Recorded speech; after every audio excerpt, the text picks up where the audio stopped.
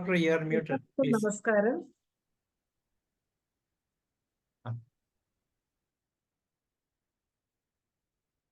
IFPHന്റെ 1368ാമത് പ്രതിദിന സൂം വെബിനാറിലേക്ക് എല്ലാവരെയും സ്വാഗതം ചെയ്തുകൊള്ളുന്നു.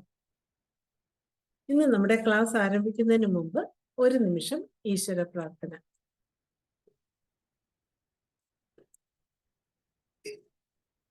നന്ദി. ഇന്ന് നമുക്ക് ക്ലാസ് എടുക്കുന്നതിനായി എത്തിയിരിക്കുന്നത് ഡോക്ടർ TG മനോജ് കുമാർ ആണ്. കേരള ഹോമിയോപ്പതി ഡിപ്പാർട്ട്മെന്റിൽ മെഡിക്കൽ ഓഫീസറായിട്ട് പ്രവർത്തിക്കുന്ന ഡോക്ടർക്ക് 26 വർഷത്തെ ചികിത്സാനുഭവങ്ങളാണ് ഉള്ളത്. ഇത് കൂടാതെ ഒരു സൈക്കോളജിസ്റ്റും കൂടിയായ ഡോക്ടർ പല വ്യത്യസ്ത വിഷയങ്ങളിൽ നമുക്ക് ഇതിനോടകം പല ക്ലാസ്സുകൾ എടുത്തിട്ടുണ്ട്. ഇന്ന് ഡോക്ടറുടെ ചികിത്സാനുഭവങ്ങൾ പങ്കിടുന്നതിനായി നമ്മോടൊപ്പം എത്തിയിരിക്കുകയാണ്. ഇതിലേക്ക് ഡോക്ടർ TG മനോജ് കുമാർ ഡോക്ടറെ സന്തോഷപൂർവ്വം സ്വാഗതം ചെയ്തുകൊള്ളുന്നു. ഡോക്ടറെ തുടങ്ങാം. നമസ്കാരം.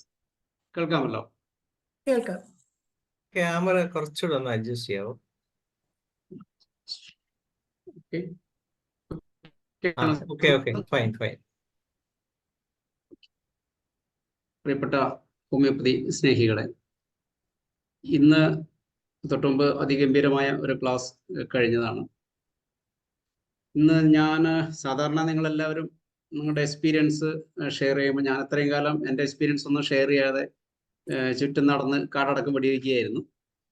ഇനി ഞാനും കുറച്ച് എക്സ്പീരിയൻസ് പറയാം, എൻ്റെ കാഴ്ചപ്പാടുള്ള കുറച്ച് എക്സ്പീരിയൻസ് പറയാം എന്ന് ഉദ്ദേശിച്ചിട്ടാണ് വന്നത്.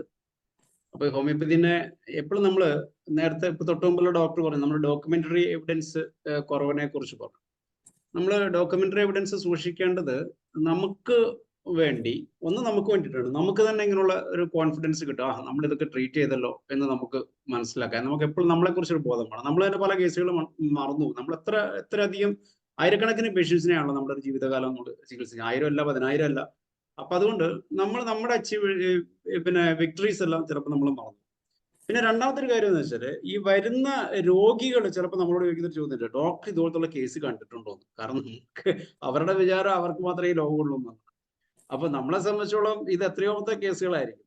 പക്ഷെ നമ്മൾ വിൻ ചെയ്ത റിസൾട്ട് നമ്മൾ അവരെ കാണിച്ചു കൊടുക്കുമ്പോഴാണ് അവർ ഉറപ്പിക്കുക. ഇപ്പൊ എനിക്ക് അങ്ങനെ ധാരാളം കേസുകൾ, ഇപ്പൊ വീട്ടിലേക്കൊക്കെ വരുമ്പോൾ പേഷ്യന്റ് ആകെ ഡിപ്രസ്ഡ് ആയിട്ടായിരിക്കും വരിക. അപ്പൊ ഡോക്ടർ ഇങ്ങനത്തെ കേസ് കണ്ടിട്ടുണ്ടോ, ഇങ്ങനെയുള്ള കേസുകൾ ചികിത്സിക്കാൻ പറ്റുമോ, എങ്ങനെയാണ് ഇതൊക്കെ മാറുക. അപ്പൊ അങ്ങനെ വരുമ്പോൾ നമുക്ക് ഈസി ആയിട്ട് നമ്മൾ ട്രീറ്റ് ചെയ്ത് ഒരു കുറച്ച് കേസുകൾ അങ്ങ് കാണിച്ചു കൊടുത്താൽ ഒറ്റ ആ ഒരു സംഭവം മതി അവരുടെ മനസ്സിൽ ആ നിമിഷം ഒരു കോൺഫിഡൻസ് ഉണ്ടാവാൻ. അപ്പൊ അതൊരു വലിയ ഫാക്ടറാണ്. നമ്മൾ രോഗികളുടെ മനസ്സിൽ നമുക്കിത് അവരെത്തിപ്പെട്ടിരിക്കുന്നത് കൃത്യമായ സ്ഥലത്ത് തന്നെ ആണ് എന്ന ഒരു ബോധം ഉണ്ടാക്കാൻ പലപ്പോഴും നമ്മുടെ ഡോക്യുമെന്ററി എവിഡൻസിൽ സഹായിക്കും. പക്ഷെ പ്രോബ്ലം എന്താണെന്ന് വെച്ചാൽ, നമുക്ക് കുറെയൊക്കെ നമുക്ക് സ്കിൻ കേസിനകത്ത് നമുക്ക് ഫോട്ടോഗ്രാഫിക് എവിഡൻസ് പലപ്പോഴും നമ്മൾ കിട്ടുള്ളൂ. അല്ലെങ്കിൽ നമ്മൾ അതിനെക്കുറിച്ച് വളരെ ജാഗരൂകമായിട്ട് എല്ലാ കേസും ഡോക്യുമെന്റ് ചെയ്യുന്ന ഒരു അവസ്ഥ വേണം. അപ്പൊ ഞാനൊരു ഡോക്ടറോട് സംസാരിച്ച് പറഞ്ഞു, എടാ ഇത് മാറുമെന്ന് ഇപ്പൊ നമുക്ക് ഉറപ്പില്ലാണ്ട് ആദ്യം ഇങ്ങനെ ഫോട്ടോ എടുത്ത് വയ്ക്കുക എന്ന് വിചാരിച്ചിട്ട് ഇവരാരും ഫോട്ടോ എടുക്കില്ല. അവസാനം മാറിക്കഴിഞ്ഞപ്പോൾ ഒരു വണ്ടർഫുൾ ക്യൂർ ആണല്ലോ മിസ് ചെയ്തത്, ഇനിയിപ്പോ തിരിച്ച് നമ്മുടെ പഴയ കേസ് ഇട്ട് കിട്ടാനില്ല. പേഷ്യൻസിനോട് വെച്ചാൽ അവർ ഫോട്ടോ എടുത്ത് വെച്ചിട്ടുണ്ടാവില്ല. അപ്പൊ അതുകൊണ്ട് നമ്മൾ പലപ്പോഴും ഡോക്ടർ, ഇപ്പൊ ഞാൻ എല്ലാ ജൂനിയേഴ്സിനോടും പറയുന്ന ഒരു കാര്യം എന്താണെന്ന് വെച്ചാൽ, നിങ്ങളുടെ കേസുകൾ ഫോട്ടോ എടുക്കുന്നത്, ഇപ്പൊ നമ്മൾ റെപ്പർട്രൈസ് ചെയ്യുന്നത് ഒരു ശീലമാക്കുന്നത് പോലെ ഫോട്ടോ എടുക്കുന്നത് ഒരു ശീലം. ഇപ്പൊ എന്റെ ക്ലിനിക്ക് വന്ന പേഷ്യൻസിന് അറിയാൻ മിക്കവാറും വിത്ത് ദെയർ പെർമിഷൻ പിന്നെ നമ്മൾ ആ ഫോട്ടോ എടുത്തത് അവരെയും കൂടി ഇത് കാണിക്കണം. കാരണം അവരുടെ പ്രൈവസി ഡിസ്ക്ലോസ് ചെയ്യുന്ന രീതിയിലല്ല, അങ്ങനെ ആവരുത്. അവരുടെ മുഖം ഐഡന്റിഫൈ ചെയ്യാത്ത രീതിയിലോ അങ്ങനെയൊക്കെ നമ്മളൊന്ന് ശ്രദ്ധിക്കണം. അപ്പൊ അതുപോലെ പ്രൈവറ്റ് പാർട്സ് ഒക്കെ എടുക്കുമ്പോൾ നമ്മൾ ശ്രദ്ധിക്കണം എന്നുള്ള കാര്യങ്ങൾ മാത്രമേ ഉള്ളൂ. അത് അവരുടെ ആ വില്ലിങ്നെസ്, പെർമിഷൻ മേടിച്ചെടുത്തോളൂ. പക്ഷെ അപ്പോഴാണ് നമ്മുടെ സക്സസ് സ്റ്റോറീസ് നമുക്ക് മറ്റുള്ളവരുടെ മുമ്പിൽ പ്രസന്റ് ചെയ്യും. ഏതായാലും ഇന്നത്തെ ക്ലാസ് തുടങ്ങുന്നതിന് മുമ്പ് ഞാൻ ധനേഷ് സാറിനോട് പറഞ്ഞിരുന്നു, സീസണൽ റെമഡീസിനെ കുറിച്ച് ഓരോ സീസണിലും നമ്മൾ ക്ലാസ് എടുക്കുന്നത് നന്നായിരിക്കും. നമ്മൾ പലപ്പോഴും അത് ഓർമ്മിക്കണമായിരുന്നു. അപ്പൊ സമ്മറിൽ ഞാനൊരു സമ്മർ സീസൺ റെമഡീസിനെ കുറിച്ച് നമുക്ക് ക്ലാസ് എടുക്കാമെന്ന് പറഞ്ഞിരുന്നെങ്കിലും ഞാനും കുറെ തിരക്കിലായിപ്പോയതുകൊണ്ട് എനിക്ക് അതിനെ കുറിച്ചൊന്നും പറയാൻ പറ്റില്ല. ആ സമ്മർ ഇപ്പൊ കഴിഞ്ഞു, 10 ദിവസം കൊണ്ട് മഴക്കാലം തുടങ്ങി. അപ്പൊ അതുകൊണ്ട് ഞാൻ ക്ലാസ്സിന് മുമ്പ് എല്ലാവർക്കും ഉപകാരപ്പെടുന്ന കുറച്ച് കാര്യം എന്ന് പറഞ്ഞാൽ നമ്മൾ പെട്ടെന്ന് ഓർക്കാത്തതാണ് ഈ സീസണൽ റെമഡീസിന്റെ ഒരു ഐഡിയ. ഓരോ പ്രാവശ്യവും നിങ്ങൾക്ക് എക്സ്പീരിയൻസ് ആയിട്ടുള്ള ഡോക്ടർമാർക്ക് വലിയ പ്രശ്നം ഉണ്ടാവില്ല. ഓരോ പ്രാവശ്യവും നമുക്ക് ഒരു സീസണിൽ വരുന്ന മെഡിസിൻസിനെ കുറിച്ച് ഒന്ന് റിമൈൻ ചെയ്ത് വെക്കുന്നത് എപ്പോഴും നന്നായിരിക്കും. ഞാനിപ്പോൾ ഒരു ഉദാഹരണം പറയുമ്പോൾ നിങ്ങൾക്ക് ഈ ഒരു ഫസ്റ്റ് പോർഷൻ പറയുമ്പോൾ നിങ്ങൾക്ക് മനസ്സിലാവും. കാരണം ഇപ്പോ നല്ല മഴ തുടങ്ങി. ഇപ്പൊ എറണാകുളത്തൊക്കെ ഒരേ വെള്ളപ്പൊക്കമുള്ള മഴയാണ്. അതിന് തൊട്ട് മുമ്പ് ഒരു 2-3 ദിവസം മുമ്പ് നല്ല ഇടിയും ഇടിയും മഴയായിട്ടുള്ള മഴയായിരുന്നു. നിങ്ങൾക്ക് അറിയാവുന്ന കാര്യം. അപ്പൊ ആ ഒരു സമയത്ത് ഒരു പേഷ്യന്റിന് ജോയിന്റ് പെയിൻസ് ആയിട്ട് വന്നു കഴിഞ്ഞാൽ, ആയിക്കോട്ടെ, OAയുടെ ഓസ്റ്റിയോആർത്രൈറ്റിസിന്റെ അഗ്രിവേഷൻ ആയിട്ട് വന്നു കഴിഞ്ഞാൽ നമ്മൾ സാധാരണ രീതിയിൽ ആദ്യം എല്ലാവരും ചിന്തിക്കുക, മഴ നനഞ്ഞിട്ട് വന്നല്ലേ റെസ്റ്റോക്സ് എന്നാണ് നമ്മൾ ചിന്തിക്കുക. പക്ഷെ അവിടെ നമ്മൾ ചിന്തിക്കേണ്ട ഒരു മരുന്നുകൾ എപ്പോഴും റോഡോഡെൻഡ്രോൺ ആണ്. അപ്പൊ റോഡോഡെൻഡ്രോണിനെ കുറിച്ച് നിങ്ങളൊന്നും മെറ്റീരിയൽ മെഡിക്കൽ വായിക്കുക. ഞാനിപ്പോൾ പിള്ളേരോട് എപ്പോഴും പറയാറില്ല, യൂണിവേഴ്സിറ്റിയിൽ പറയാറുണ്ട്, എല്ലാ മരുന്നിന്റെയും പോയിട്ട് മെറ്റീരിയൽ മെഡിക്കൽ വായിക്കുക എന്നാണ് പറയുക. ഇന്ന മെഡിസിൻ വായിക്കുക, അല്ല ഇന്ന മെഡിസിൻ ഇന്ന ജോയിന്റ് വായിക്കുക എന്നാണ് നമ്മൾ പറയാറുള്ളത്. അപ്പൊ ഈ ഒരു സമയത്ത് ഈ ഇലക്ട്രിക്കൽ സ്റ്റോംസ് എന്ന് പറഞ്ഞാൽ നമ്മൾ പണ്ട് മെറ്റീരിയൽ മെഡിക്കൽ പഠിക്കുന്ന കാലത്തൊന്നും പിള്ളേർക്ക് വലിയ ധാരണ ഉണ്ടാവില്ല, ടീച്ചർമാർക്ക് വലിയ ധാരണ ഇല്ലാത്തതുകൊണ്ട് അവരും വലിയ പറഞ്ഞതല്ല, എന്തോ ഒരു സ്റ്റോം ആണ് എന്ന് നമ്മൾ ധരിച്ചിട്ടുണ്ട്. പക്ഷെ ഇപ്പൊ നമുക്ക് കുറെ പേർക്ക് അറിയാവുന്ന വരുന്നു, അന്തരീക്ഷത്തിൽ ഇലക്ട്രിക്കൽ ചേഞ്ചസ് ഉണ്ടാവുന്ന കണ്ടീഷൻസ്, അതിപ്പോ നമ്മൾ ഇടി മിന്നൽ ഉണ്ടാവുന്ന ആ ഒരു കണ്ടീഷൻസിനെയാണ് ഉദ്ദേശിക്കുന്നത്. ആ സമയത്ത് നമുക്ക് അഗ്രിവേഷൻ ഉണ്ടാകുന്ന ജോയിന്റ് പെയിൻസിന് ഈ റെസ്റ്റോക്സിനേക്കാളും നല്ലത്, ആ ഇടിമിന്ന ഒരു മാസം അല്ലെങ്കിൽ ഒരു നിശ്ചിത പീരീഡ് മാത്രമാണ് ആ റോഡോഡെൻഡ്രോൺ അത്ര ആക്ഷൻ കിട്ടുക. അപ്പൊ അതുകൊണ്ട് ആ സമയത്ത് റെസ്റ്റോക്സ് അല്ല അവിടെ മെഡിസിൻ വരിക, റോഡോഡെൻഡ്രോൺ ആണ് മെഡിസിൻ വരിക എന്നുള്ള കാര്യം ആലോചിക്കുക. ഫോസ്ഫറസ് വരുന്ന കണ്ടീഷൻസ്, ഫോസ്ഫറസിൻ്റെതായ സിംറ്റംസ് വരികയാണെങ്കിൽ നമുക്ക് ഫോസ്ഫറസ് കൊടുക്കാറുണ്ട്. ഈ ഫോസ്ഫറസ് ഇടി മിന്നലേറ്റ് കഴിഞ്ഞാൽ കൊടുക്കുന്ന ഒരു മരുന്നാണ് കേട്ടോ. എൻ്റെ നാട്ടില് ഞങ്ങളൊരു മലയാള മേഖലയിലാണ്. ഇടിമിന്നലേറ്റിട്ട് ഞാനൊരു 3-4 ആൾക്കാരെ ഇടിമിന്നലേറ്റിട്ട് അതിന്റെ കോൺസിക്വൻസ് അനുഭവിച്ചിട്ടുള്ള ആൾക്കാരെ ഞാൻ ട്രീറ്റ് ചെയ്തിട്ടുണ്ട്. അപ്പോൾ അതുപോലെ ഇലക്ട്രിക്കൽ ഷോക്ക് അടിച്ചു കഴിഞ്ഞാലും നമുക്ക് നല്ലൊരു മരുന്ന് ഈ ഫോസ്ഫറസ് ആണ്. ഇടിമിന്നൽ കാണാൻ ഇഷ്ടമുള്ള ഒരു മെഡിസിൻ കൂടിയാണ് ഈ ഫോസ്ഫറസ്, അതൊന്ന് ഓർക്കും കൂടി ചെയ്യാം. അതേസമയം കുളിക്കുമേ കണ്ണടച്ച് കുളിക്കുന്ന ആളുമാണ്, അത് വേറെ കാര്യം. അപ്പൊ ഇലക്ട്രിക്കൽ സ്റ്റോമിന്റെ ആ ഒരു സീസൺ ഇപ്പൊ ഞങ്ങളുടെ നാട്ടിൽ ഇപ്പോഴും ഇടിമിന്നൽ കുറഞ്ഞു വരുന്നു. അപ്പൊ കഴിഞ്ഞ ഒരു 2-3 ആഴ്ച എന്റെ മേശപ്പുറത്ത് ഇരിക്കേണ്ടതായ മരുന്നുകളിൽ ഒന്ന് റോഡോഡെൻഡ്രോൺ ആയിരിക്കും. ഇപ്പൊ സമ്മറിൽ ഞാൻ പറയാറുണ്ട്, സമ്മർ റെമഡീസ് പോലെ നാട്രൻ കാർബ് നിങ്ങൾ ഓർക്കുമോ? നാട്രൻ കാർബ് നാട്രൻ കാർബ് വായിച്ചു നോക്കിയിട്ട് ആ നാട്രൻ കാർബിന് യോജിക്കുന്ന എന്തെങ്കിലും സിംറ്റം പേഷ്യന്റ് പറയുകയാണെങ്കിൽ അവിടെ നാട്രൻ കാർബാണ് മിക്കവാറും റെമഡി എന്നുള്ളതാണ്. കാരണം നമ്മൾ ആ ക്യാൻറ്റീൻ്റെ 3 ലെഗ്ഡ് സ്റ്റൂളിന്റെ കാര്യം ഓർത്താൽ മതി. അതിൽ ഒന്ന് സീസൺ ആയിട്ട് എടുക്കുക, ബാക്കി പിന്നെ 2 ലെഗ് അവിടെ ആവശ്യമുള്ളൂ. 2 ഇൻഡിക്കേറ്റഡ് ആയിട്ടുള്ള സിംറ്റവും ഒന്ന് ആ സീസണൽ റെമഡി കൂടി വന്നു കഴിഞ്ഞാൽ എളുപ്പമാണ് നമുക്ക് ട്രീറ്റ് ചെയ്യാൻ. അക്യൂട്ട് ഡിസീസ് ടപ്പേ എന്ന് പറഞ്ഞിട്ട് നമുക്ക് മാറ്റാൻ പറ്റും. അപ്പോൾ നാട്രൻ കാർബിനകത്ത് ഒതുക്കാവുന്ന കുറേ കേസുകൾ നാട്രൻ കാർബിൽ നമുക്ക്, അത് തലവേദന ആയിക്കോട്ടെ, സമ്മറിലെ വാട്ടർ മേബി, ഈവൻ നമ്മുടെ സുഡാമിന് ചൂടുകുരു അടക്കം എല്ലാ കാര്യങ്ങളും അതിനകത്ത് നമുക്ക് ഒതുക്കാൻ പറ്റും. പിന്നെ ഞാനൊന്ന് ഉപയോഗിച്ചിരുന്ന സോളാണ്, ഞാൻ പല പ്രാവശ്യം പറഞ്ഞിട്ടുള്ളതാണ്, SOL സോൾ എന്ന ഇമ്പോൺട്രാബില, സൂര്യപ്രകാശം നിരക്കുന്ന ഇമ്പോൺട്രാബില വളരെ ഉപകാരപ്പെടുമായിരുന്നു. അപ്പോൾ അതുപോലെ ഗ്ലോണൈൻ എടുത്തു വെക്കും. അപ്പൊ അങ്ങനെ സമ്മറിൽ ചൂട് കൂടുന്നതിനനുസരിച്ച് ആ സമ്മർ റെമഡീസിനകത്ത് ഉള്ള പ്രധാനപ്പെട്ട മരുന്നുകൾ എപ്പോഴും നമ്മുടെ കൺമുന്നിൽ ഉണ്ടായിരിക്കണം, അല്ലെങ്കിൽ നമ്മളത് ഓർക്കില്ല. അതാണ് ഏറ്റവും പ്രധാനപ്പെട്ടിട്ടുള്ള ഒരു കാര്യം. അതുപോലെ തന്നെ ഇനി ഹെവി റെയിൻസ് വരാൻ പോവുകയാണ്. ഇപ്പൊ എറണാകുളത്തെ പോലുള്ള ഹെവി റെയിൻസ്, ആ ഒരു കണ്ടീഷനിൽ നമ്മൾ ഉപയോഗിക്കുന്ന റെസ്റ്റോക്സ് എല്ലാവർക്കും അറിയാം. പക്ഷെ റെസ്റ്റോക്സിനെ പോലെ തന്നെ പ്രധാനമായിട്ട് നമ്മൾ ഉപയോഗിക്കേണ്ട 2 മെഡിസിൻസ്, ഒന്ന് നാട്രസൾഫും ഡെൽക്യാമറയും ആണ് എന്നുള്ള കാര്യം ഓർക്കുക. നാട്രസൾഫ് അവിടെ ശ്വാസം മുട്ടലും ആലോചിച്ചോ, നാട്രസൾഫിന്റെ റെസ്പിറേറ്ററി സിസ്റ്റം ഒന്ന് വായിച്ചു നോക്കുക. ഈ കണ്ടീഷനകത്ത് ഇത്രയും ഒരു അടച്ചുള്ള ഒരു മഴ പെയ്യുന്ന സമയത്ത്, അന്തരീക്ഷം മുഴുവൻ ഈർപ്പമായിരിക്കുന്ന സമയത്ത് ഹ്യൂമിഡ് ആസ്മ എന്നാണ് നാട്രസൾഫിന്റെ ആസ്മനെ കുറിച്ച് നിങ്ങൾക്ക് അറിയാമല്ലോ, ഹ്യൂമിഡ് ആസ്മ എന്നാണ് പറഞ്ഞിട്ടുണ്ടാവുക. അപ്പൊ നാട്രസൾഫ് വായിച്ചിട്ട് നാട്രസൾഫിന്റെ സിംറ്റംസ് എന്തെങ്കിലും വരുന്നുണ്ടെങ്കിൽ ഈ മഴക്കാലത്ത് നിങ്ങൾ ഏറ്റവും കൂടുതൽ സഹായിക്കുന്ന മെഡിസിൻ നാട്രസൾഫ് ആയിരിക്കും. അതെന്ന് വെച്ചാൽ ആ സൾഫിന്റെ അംശം ഉള്ളതുകൊണ്ട് യെല്ലോയിഷ് ആയിട്ടുള്ള നേസൽ ഡിസ്ചാർജും അല്ല ചുമച്ച് തുപ്പുമ്പോൾ കഫമുള്ള ഡിസ്ചാർജ് അതെല്ലാം വരും. ആസ്മ വരും. ഞാൻ പറഞ്ഞിട്ടുള്ള ഒരു കാര്യം തന്നെയാണ്, ആസ്മയിൽ പറഞ്ഞിട്ടുള്ള കുട്ടികളുടെ ആസ്മ നമുക്ക് എപ്പോഴും പറയാമല്ലോ, കുട്ടികളുടെ ആസ്മ നമുക്ക് പെർമനന്റ് ആയിട്ട് മാറ്റാൻ ഈസിയാണ് മുതിർന്നവരെക്കാൾ. അപ്പൊ കുട്ടികളുടെ ആസ്മ മാറ്റണമെങ്കിൽ ഏറ്റവും പ്രധാനപ്പെട്ട 3 മരുന്നുകൾ എന്ന് വെച്ചാൽ, 1 ആഴ്സാൽബ്, 2 നാട്രസൾഫ്, 3 തൂജിയാണ്. അപ്പൊ ഈ 3 മരുന്നാണ് ശരിക്കും പീഡിയാട്രിക് ആസ്മകൾ നമുക്ക് മുഴുവൻ മാറ്റാൻ പെട്ടെന്ന് നമുക്ക് അറസ്റ്റ് ചെയ്യാൻ പറ്റും. അത് കഴിഞ്ഞിട്ട് പിന്നെ ബ്രയോണിയ കാലിക്കാർബാണ് അതിന്റെ ബാക്കി ലങ്ങിന്റെ സ്റ്റെബിലിറ്റി ഉണ്ടാക്കാൻ വേണ്ടിയിട്ട് കൊടുക്കുക. അടുത്ത ഇതുപോലുള്ളൊരു മെഡിസിൻ ഉണ്ട് ഡെൽക്യാമറ. ഡൽക്യാമറിന്റെ അത് ഒന്ന് ഡൽക്യാമറ ഇപ്പൊ ഈ നല്ല മഴയുള്ള പേഷ്യൻസ് ഉള്ള ഡോക്ടർമാരെല്ലാവരും ഒന്ന് വായിച്ചു നോക്കേണ്ടതാണ്. വീണ്ടും ഡൽക്യാമറ വായിക്കണം.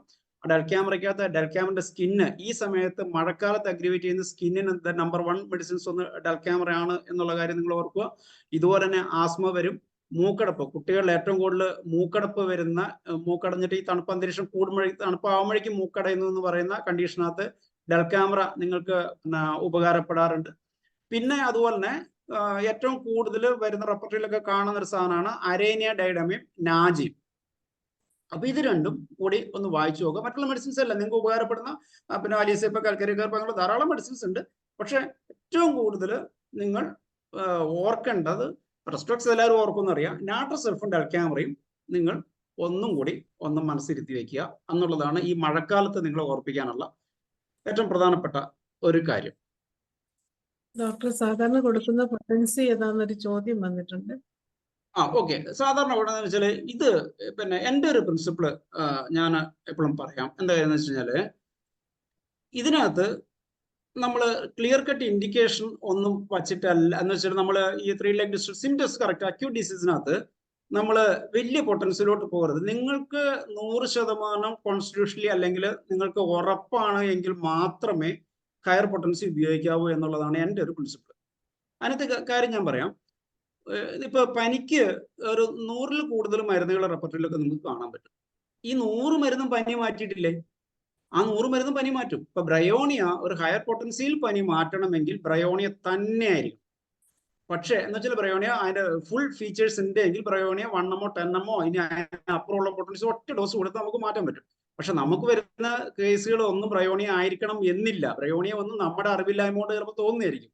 അപ്പൊ നിങ്ങളുടെ അറിവില്ലായ്മയ്ക്ക് ഒരു 3-4 സിംറ്റം കണ്ടിട്ട് നിങ്ങൾക്ക് ബ്രയോണിയാണ് തോന്നുന്നതെങ്കിലും ബ്രയോണിയ മാത്രമല്ലേ എന്ന് നിങ്ങൾക്ക് സംശയം തോന്നുകയാണെങ്കിൽ നിങ്ങളുടെ പൊട്ടൻസി 30-ഓ 200-ഓ അതിനൊട്ടൊന്നും മേലോട്ടൊന്നും പോകണ്ട. അതേസമയം നിങ്ങൾക്ക് ഇനി ബ്രയോണിയ ടിഞ്ചറാണ് നിങ്ങൾ കൊടുക്കുന്നതെന്ന് വിചാരിക്കുക. അപ്പൊ നിങ്ങൾക്ക് അതിൽ ഈസി ആയിട്ട് മാറ്റാൻ പറ്റും. കാരണം അവിടെ ഇൻഡിക്കേഷൻ ഒന്നുമില്ല, അവിടെ വെറും ഫിസിയോളജിക്കൽ ആക്ഷൻ ഉണ്ടാവുക. അപ്പൊ അതുകൊണ്ട് ഒരു മെഡിസിൻ്റെ ഫിസിയോളജിക്കൽ ആക്ഷനകത്ത് എന്ന് വെച്ചാൽ ടിഞ്ചറിലൊക്കെ നമുക്ക് ആ ഒരു പനി മാറ്റാൻ പറ്റുമെങ്കിൽ അവിടെ നമുക്ക് ആ ടിഞ്ചർ കൊടുത്താൽ മതിയാവും. അപ്പൊ അതുകൊണ്ട് ഇങ്ങനെയുള്ള കേസിനകത്ത് ലോ പൊട്ടൻസീസ് ആണ് ഞാൻ ഉപയോഗിക്കുക, 30-200. പക്ഷെ ടിപ്പിക്കൽ കേസ് വന്നാൽ ഞാൻ ഒറ്റ ഡോസ് മാത്രമേ കൊടുക്കുള്ളൂ. അതല്ലെങ്കിൽ നമുക്ക് നമ്മൾ മഴ നനഞ്ഞിട്ട് വന്നു, ഇയാൾ ബ്രയോണിയ നമ്മൾ പറഞ്ഞ റെസ്ട്രോക്സ് ആവാം, ഡൽക്യാമറ ആകാം, മഴ നനഞ്ഞിട്ട് ഒരു നാട്രസൾഫ് ആകാം, ഇതെല്ലാം വരാം. അപ്പൊ അതുകൊണ്ട് അവിടെ നമ്മൾ 30 ഒക്കെ ഉപയോഗിക്കുന്നതായിരിക്കും കുറച്ചും കൂടി എളുപ്പവും. പെട്ടെന്ന് നമുക്ക് പിന്നെ കോംപ്ലിക്കേഷൻ ഇല്ലാതെ നമുക്ക് ഈസി ആയിട്ട് നമുക്ക് അഷ്യൂർ ചെയ്യാൻ പറ്റണം. ഈ അഷ്യൂർ ചെയ്യുന്ന വെച്ചാൽ ലോ പൊട്ടൻസി ഉപയോഗിക്കുമ്പോഴല്ലോ നമുക്ക് ഈ ക്യൂറബിലിറ്റി കുറച്ചും കൂടി ഷുവർ ചെയ്യാൻ പറ്റും. പക്ഷെ ഹയർ പൊട്ടൻസി ഉപയോഗിക്കുമ്പോൾ എന്തായിരുന്നു വെച്ചാൽ നിങ്ങൾ തിരഞ്ഞെടുത്ത മെഡിസിൻ ഷുവർ ആണെങ്കിൽ മാത്രമേ നിങ്ങൾക്ക് ക്യൂർ ഉറപ്പ് കൊടുക്കാൻ പറ്റുള്ളൂ. അതൊരു വ്യത്യാസം ഉണ്ടാവാം. ഓക്കെ. അപ്പൊ ഞാൻ പിന്നെ ജീവിതത്തിൽ കണ്ടിട്ടുള്ള ധാരാളം മിറാക്കിൾസ്, ഹോമിയോപ്പതിന്റെ അത്ഭുതങ്ങൾ ഉണ്ടാകും. അപ്പൊ ഞാൻ ഇന്ന് കുറച്ച് നിങ്ങളെല്ലാവരും കണ്ടിട്ടുള്ള കേസുകളായിരിക്കണം എന്നില്ല, അപ്പൊ ചിലർക്ക് കിട്ടിയിട്ടുള്ള കേസുകളായിരിക്കും. അങ്ങനെയുള്ള 1-2 കേസുകൾ ഞാൻ പ്രസന്റ് ചെയ്യാം. ഒന്ന് ഗാംഗ്രീൻ എത്ര പേർക്ക് കിട്ടിയിട്ടുണ്ടെന്ന് പറയാൻ പറ്റില്ല. കുറച്ചും കൂടി ഒരു പിള്ളേർക്ക് എന്താ വെച്ചാൽ ജൂനിയേഴ്സിനൊന്നും പെട്ടെന്ന് കിട്ടില്ല. കുറച്ചുകൂടി ഒരു സീനിയർ ആയി കഴിഞ്ഞാലാണ് ഇപ്പോൾ ജനങ്ങൾ ഇങ്ങനെയുള്ള ഗാംഗ്രീൻ കേസുകളൊക്കെ ചിലപ്പോൾ നമ്മുടെ അടുത്തേക്ക് വരാൻ സാധ്യതയുള്ളൂ. അപ്പൊ ഗാംഗ്രീൻ നിങ്ങൾക്ക് അറിയാം, വെറ്റ് ഗാംഗ്രീനും ഡയറ്റ് ഗാംഗ്രീനും ഒക്കെ നിങ്ങൾക്ക് അറിയാമായിരിക്കും. ഇനി അറിഞ്ഞുകൂടാത്തവർ അതൊന്ന് എടുത്തിട്ട് വായിച്ചൊക്കെ നോക്കുക. എപ്പോഴും നമ്മൾ നമുക്കായിട്ടൊന്ന് പഠിക്കണം. അല്ലാണ്ട് പിന്നെ എല്ലാം നമ്മൾ സ്പൂൺ ഫീഡ് ചെയ്തിട്ട് ഇവിടെ സെമിനാർ നടക്കുന്നുണ്ട്, ഈ 1000 സെമിനാറുകളും കോപ്പി എടുത്തിട്ട് നമ്മൾ പ്രാക്ടീസ് ചെയ്യാനൊന്നും വിചാരിക്കരുത്. അപ്പൊ നിങ്ങൾ നിങ്ങളുടേതായ ചെറിയൊരു അധ്വാനമെങ്കിലും അതിനകത്തൊന്ന് പിന്നെ ആഡ് ചെയ്യും. ഇപ്പൊ ഗാംഗ്രീൻസ് കേസ്, ഈ വെറ്റ് ഗാംഗ്രീനും ഡ്രൈ ഗാംഗ്രീനും, ഗാംഗ്രീൻ എന്തായാലും അപകടകാരി തന്നെയാണ്, നിങ്ങൾക്ക് അറിയാം. ഒരു ഭാഗം കോശങ്ങൾ നശിച്ച് അതങ്ങോട്ട് മരണത്തിലോട്ട് പോവുകയാണ്. നമ്മുടെ മുമ്പിൽ വെച്ചിട്ട് നമ്മുടെ ശരീരത്തിന്റെ ഒരു ഭാഗം മരിച്ചു പോകുന്ന ഒരു കണ്ടീഷനാണ്. അത് പേഷ്യൻസ് വരുന്ന പിന്നെ ശരിക്കും ആ പേഷ്യന്റ് റൂമിൽ കയറുമ്പോൾ തന്നെ നമുക്ക് ചീഞ്ഞ നമ്മളെ ശവത്തിന്റെ ഗന്ധം കൊണ്ട് നമുക്ക് മൂക്ക് കുത്തി പോകും. നമ്മൾ മൂക്ക് പൊട്ടാതെ കഷ്ടപ്പെട്ടിരിക്കുന്ന അവസ്ഥയുണ്ടാവുക. അത് ചില പേഷ്യൻസിന് ഞാൻ വീട്ടിൽ പോയിട്ട് കാണേണ്ടി വരാറുണ്ട്. റൂമിലോട്ട് കയറുമ്പോൾ തന്നെ ഇറച്ചി ചീഞ്ഞ മണമായിരിക്കും ഉണ്ടാവുക. ഇപ്പൊ മോയിസ്റ്റ് ഗാംഗ്രീനിലാണ്, ഡ്രൈ ഗാംഗ്രീനിലാണ് അലോപ്പതിയിൽ അവര് പിന്നെ ആ ഭാഗം മുറിച്ച് കളി ആംബുട്ടേറ്റ് ചെയ്യുകയാണെന്ന് പറയും. ആംബുട്ടേഷൻ ചെയ്ത് കഴിഞ്ഞാൽ അത് പിന്നെയും കയറിക്കൊണ്ടിരിക്കും. പിന്നെ ഗ്യാസ് ഗാംഗ്രീനൊക്കെ വന്നു കഴിഞ്ഞാൽ അതിലും അപകടമാണെന്ന് നിങ്ങൾക്കറിയാം. അപ്പൊ ഇതിനകത്ത് ഞാനിപ്പോ എൻ്റെ അടുത്ത് കയ്യിലുള്ള ഒരു ഡോക്യുമെന്റ്, ഞാൻ ഡ്രൈ ഗാംഗ്രീൻ പിന്നെ ഒരു 3-4 ഡ്രൈ ഗാംഗ്രീൻ ട്രീറ്റ് ചെയ്തിട്ടുള്ള അതിലത്തെ ഒരു കേസാണ് ഞാനിപ്പോൾ ആദ്യം നിങ്ങൾക്ക് വിവരിക്കാൻ പോകുന്നത്. അപ്പൊ ഇതിനകത്ത് ഒരു മരുന്നിനെ കുറിച്ച് പല ഡോക്ടർമാർ പറയുന്നത് പോലെ അങ്ങനെ പറയണ്ടെന്നാണ് എൻ്റെ അഭിപ്രായം. കാരണം എന്ന് വെച്ചാൽ ആ മരുന്ന് നിങ്ങൾക്ക് കൊടുത്തുകൊണ്ടൊന്നും ഒരു കാര്യം ഉണ്ടാവണ്ട. അപ്പൊ അതിന് പോസിബിൾ ആയിട്ടില്ല. ഞാൻ ഒരു കേസിനകത്ത് ഇപ്പൊ ആഴ്സാൽബ് കൊടുത്ത് മാറ്റിയിട്ടുണ്ടെങ്കിൽ വേറൊരു കേസിനകത്ത് സിക്ലിക്കോർ ആയിരിക്കും കൊടുത്തിട്ടുണ്ടാവുക, അല്ലെങ്കിൽ വേറൊരു കേസിനകത്ത് ലാക്സിസ് ആയിരിക്കും കൊടുത്തിട്ടുണ്ടാവുക. അപ്പൊ അതുകൊണ്ട് നിങ്ങൾക്ക് ആ കേസ് കൊണ്ട് ഇതെല്ലാം മാറ്റാൻ പറ്റുമോ എന്ന് വെച്ചാൽ അങ്ങനെ നമുക്ക് പറയാൻ പറ്റില്ല. അപ്പൊ അതുകൊണ്ട് ഏറ്റവും കൂടുതൽ സഹായിക്കുന്ന കുറച്ച് മരുന്നുകളെ നമുക്ക് പരിചയപ്പെടുത്തി പറഞ്ഞു തരാം. അപ്പൊ അതില് ഈ ഗാംഗ്രീനകത്ത് ഒന്ന് നമ്മളെ സഹായിക്കുക ഈ ആഴ്സാൽബാണ്. ആഴ്സാൽബ് നിങ്ങൾക്ക് അറിയാമല്ലോ, ഈ ഗാംഗ്രീന്റെ പ്രത്യേകതകളൊന്നും നോക്കി വെക്കുക. അല്ല, ആഴ്സാൽബിനകത്ത് മിക്കവാറും ഒരു നേവ് എൻഡ് ചെയ്യും, എന്ന് വെച്ചാൽ നേവ് നശിക്കാൻ പോകുന്ന അവിടുത്തെ ഇറച്ചി അഴുകി കഴിയാൻ പോകുമ്പോൾ ഒന്ന് ഇതുപോലെ ചീഞ്ഞ ദുർഗന്ധങ്ങൾ ഉണ്ടാകും. അത് ആഴ്സാൽബിന്റെ സിംറ്റം ആണ്. ബേണിംഗ് പെയിൻസ് ആഴ്സാൽബിന്റെ സിംറ്റം ആണ്. പിന്നെ നമ്മൾ ശ്രദ്ധിക്കുക, ആഴ്സാൽബിന്റെ പോലെ അമൽട്രേഷൻസ് ഉണ്ടെന്ന് വിചാരിക്കുക, അമൽട്രേറ്റഡ് ബൈ വാംത്ത്, അങ്ങനെ അല്ലെങ്കിൽ റെസ്റ്റ്ലെസ്നെസ്, മരണഭയം, അങ്ങനെയുള്ള അതർ സിംറ്റംസും കൂടി നമ്മളെ അതിന്റെ കൂടെ ഉണ്ടെങ്കിൽ ആഴ്സാൽബ് നമുക്ക് പ്രത്യേകിച്ച് ബാക്കിയുള്ള ഫീച്ചേഴ്സ് എത്രത്തോളം സിമിലാരിറ്റി കൂടുന്നോ അത്രത്തോളം നമ്മൾ പൊട്ടൻസി കൂട്ടണം. ഇനി ഇതിനകത്തൊന്ന് പൊട്ടൻസി നമുക്ക് സിംറ്റംസ് കുറവാണെങ്കിൽ, അല്ലെങ്കിൽ നമുക്ക് മെഡിസിനോടുള്ള ചേർത്ത് വെക്കാവുന്ന 2-3 സിംറ്റംസേ നമുക്ക് കിട്ടുന്നുള്ളൂ എങ്കിൽ നമുക്ക് ആഴ്സാൽബിന്റെ 30 പൊട്ടൻസി 200 പൊട്ടൻസി ഉപയോഗിച്ചാൽ മതിയോ. അതുപോലെ ലാക്സിസ് ഇൻഡിക്കേഷൻ വരുന്നത് ഈ വീനസ് ഒറിജിൻ ആയിട്ടുള്ള രക്തക്കൊഴലുമായിട്ട്, വീനസ് എന്ന് മാത്രമല്ല രക്തക്കൊഴലുമായിട്ട് ബന്ധപ്പെട്ടിട്ടുള്ള ഉണ്ടാവുന്ന ഗാംഗ്രീൻസും അത് നീല കളറായിരിക്കും. പിന്നെ ആഴ്സാൽബിനും കാർബോജനും ഒക്കെ കറുപ്പ് നിറമാണെങ്കിലും ഇതൊരു നീല നിറത്തോടു കൂടി എന്താ പറയുക, ഒരു വിഷം വ്യാപിച്ചതുപോലെ ഒരു രീതിയിലുള്ള നീല കളറോട് കൂടി വരുമ്പോഴാണ് നമ്മൾ പലപ്പോഴും ലാക്സിസ് ഇൻഡിക്കേറ്റ് ചെയ്യുക. പിന്നെ സിക്ലിക്കോർ ഡ്രൈ ഗാംഗ്രീൻ ആണ്. നമ്മളെ TAO ഇല്ലേ, ത്രോംബോആൻജൈറ്റിസ് ഒബ്ലിറ്ററൻസ് എന്ന് പറയുന്ന നമ്മളെ ടൊബാക്കോ പേഷ്യൻസിനകത്തൊക്കെ വരുന്ന ആ സാധനമുണ്ട്. ഈ വിരലിന്റെ അറ്റത്ത് കാൽവിരലൊക്കെ ഇങ്ങനെ മുറിഞ്ഞു പോകും.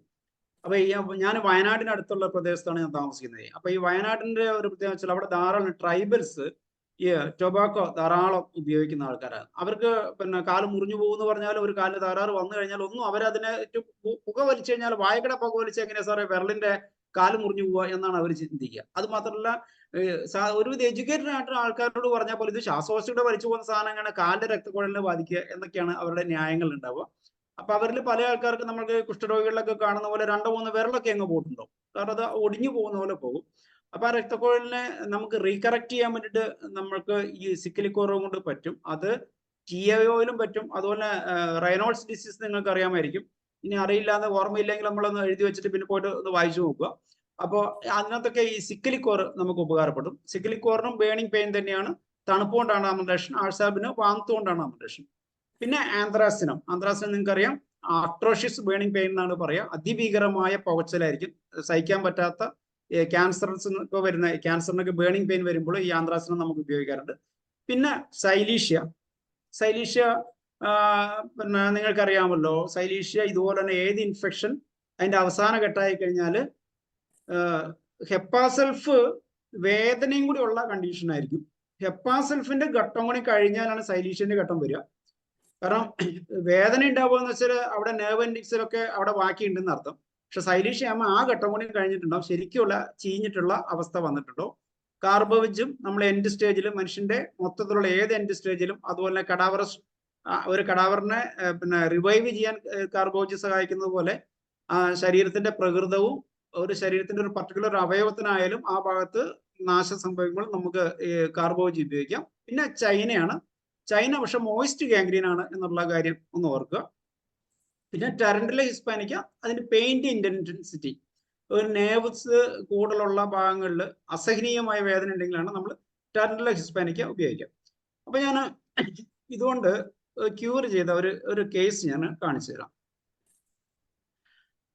ഈ ഒരു പേഷ്യന്റ് ഞാൻ ഗവൺമെന്റ് ആശുപത്രിയിൽ പിന്നെ മുഴക്കുന്ന് ഗവൺമെന്റ് ആശുപത്രി വർക്ക് ചെയ്യുന്ന സമയത്ത് വന്നിട്ടുള്ള ഒരു കേസാണ്.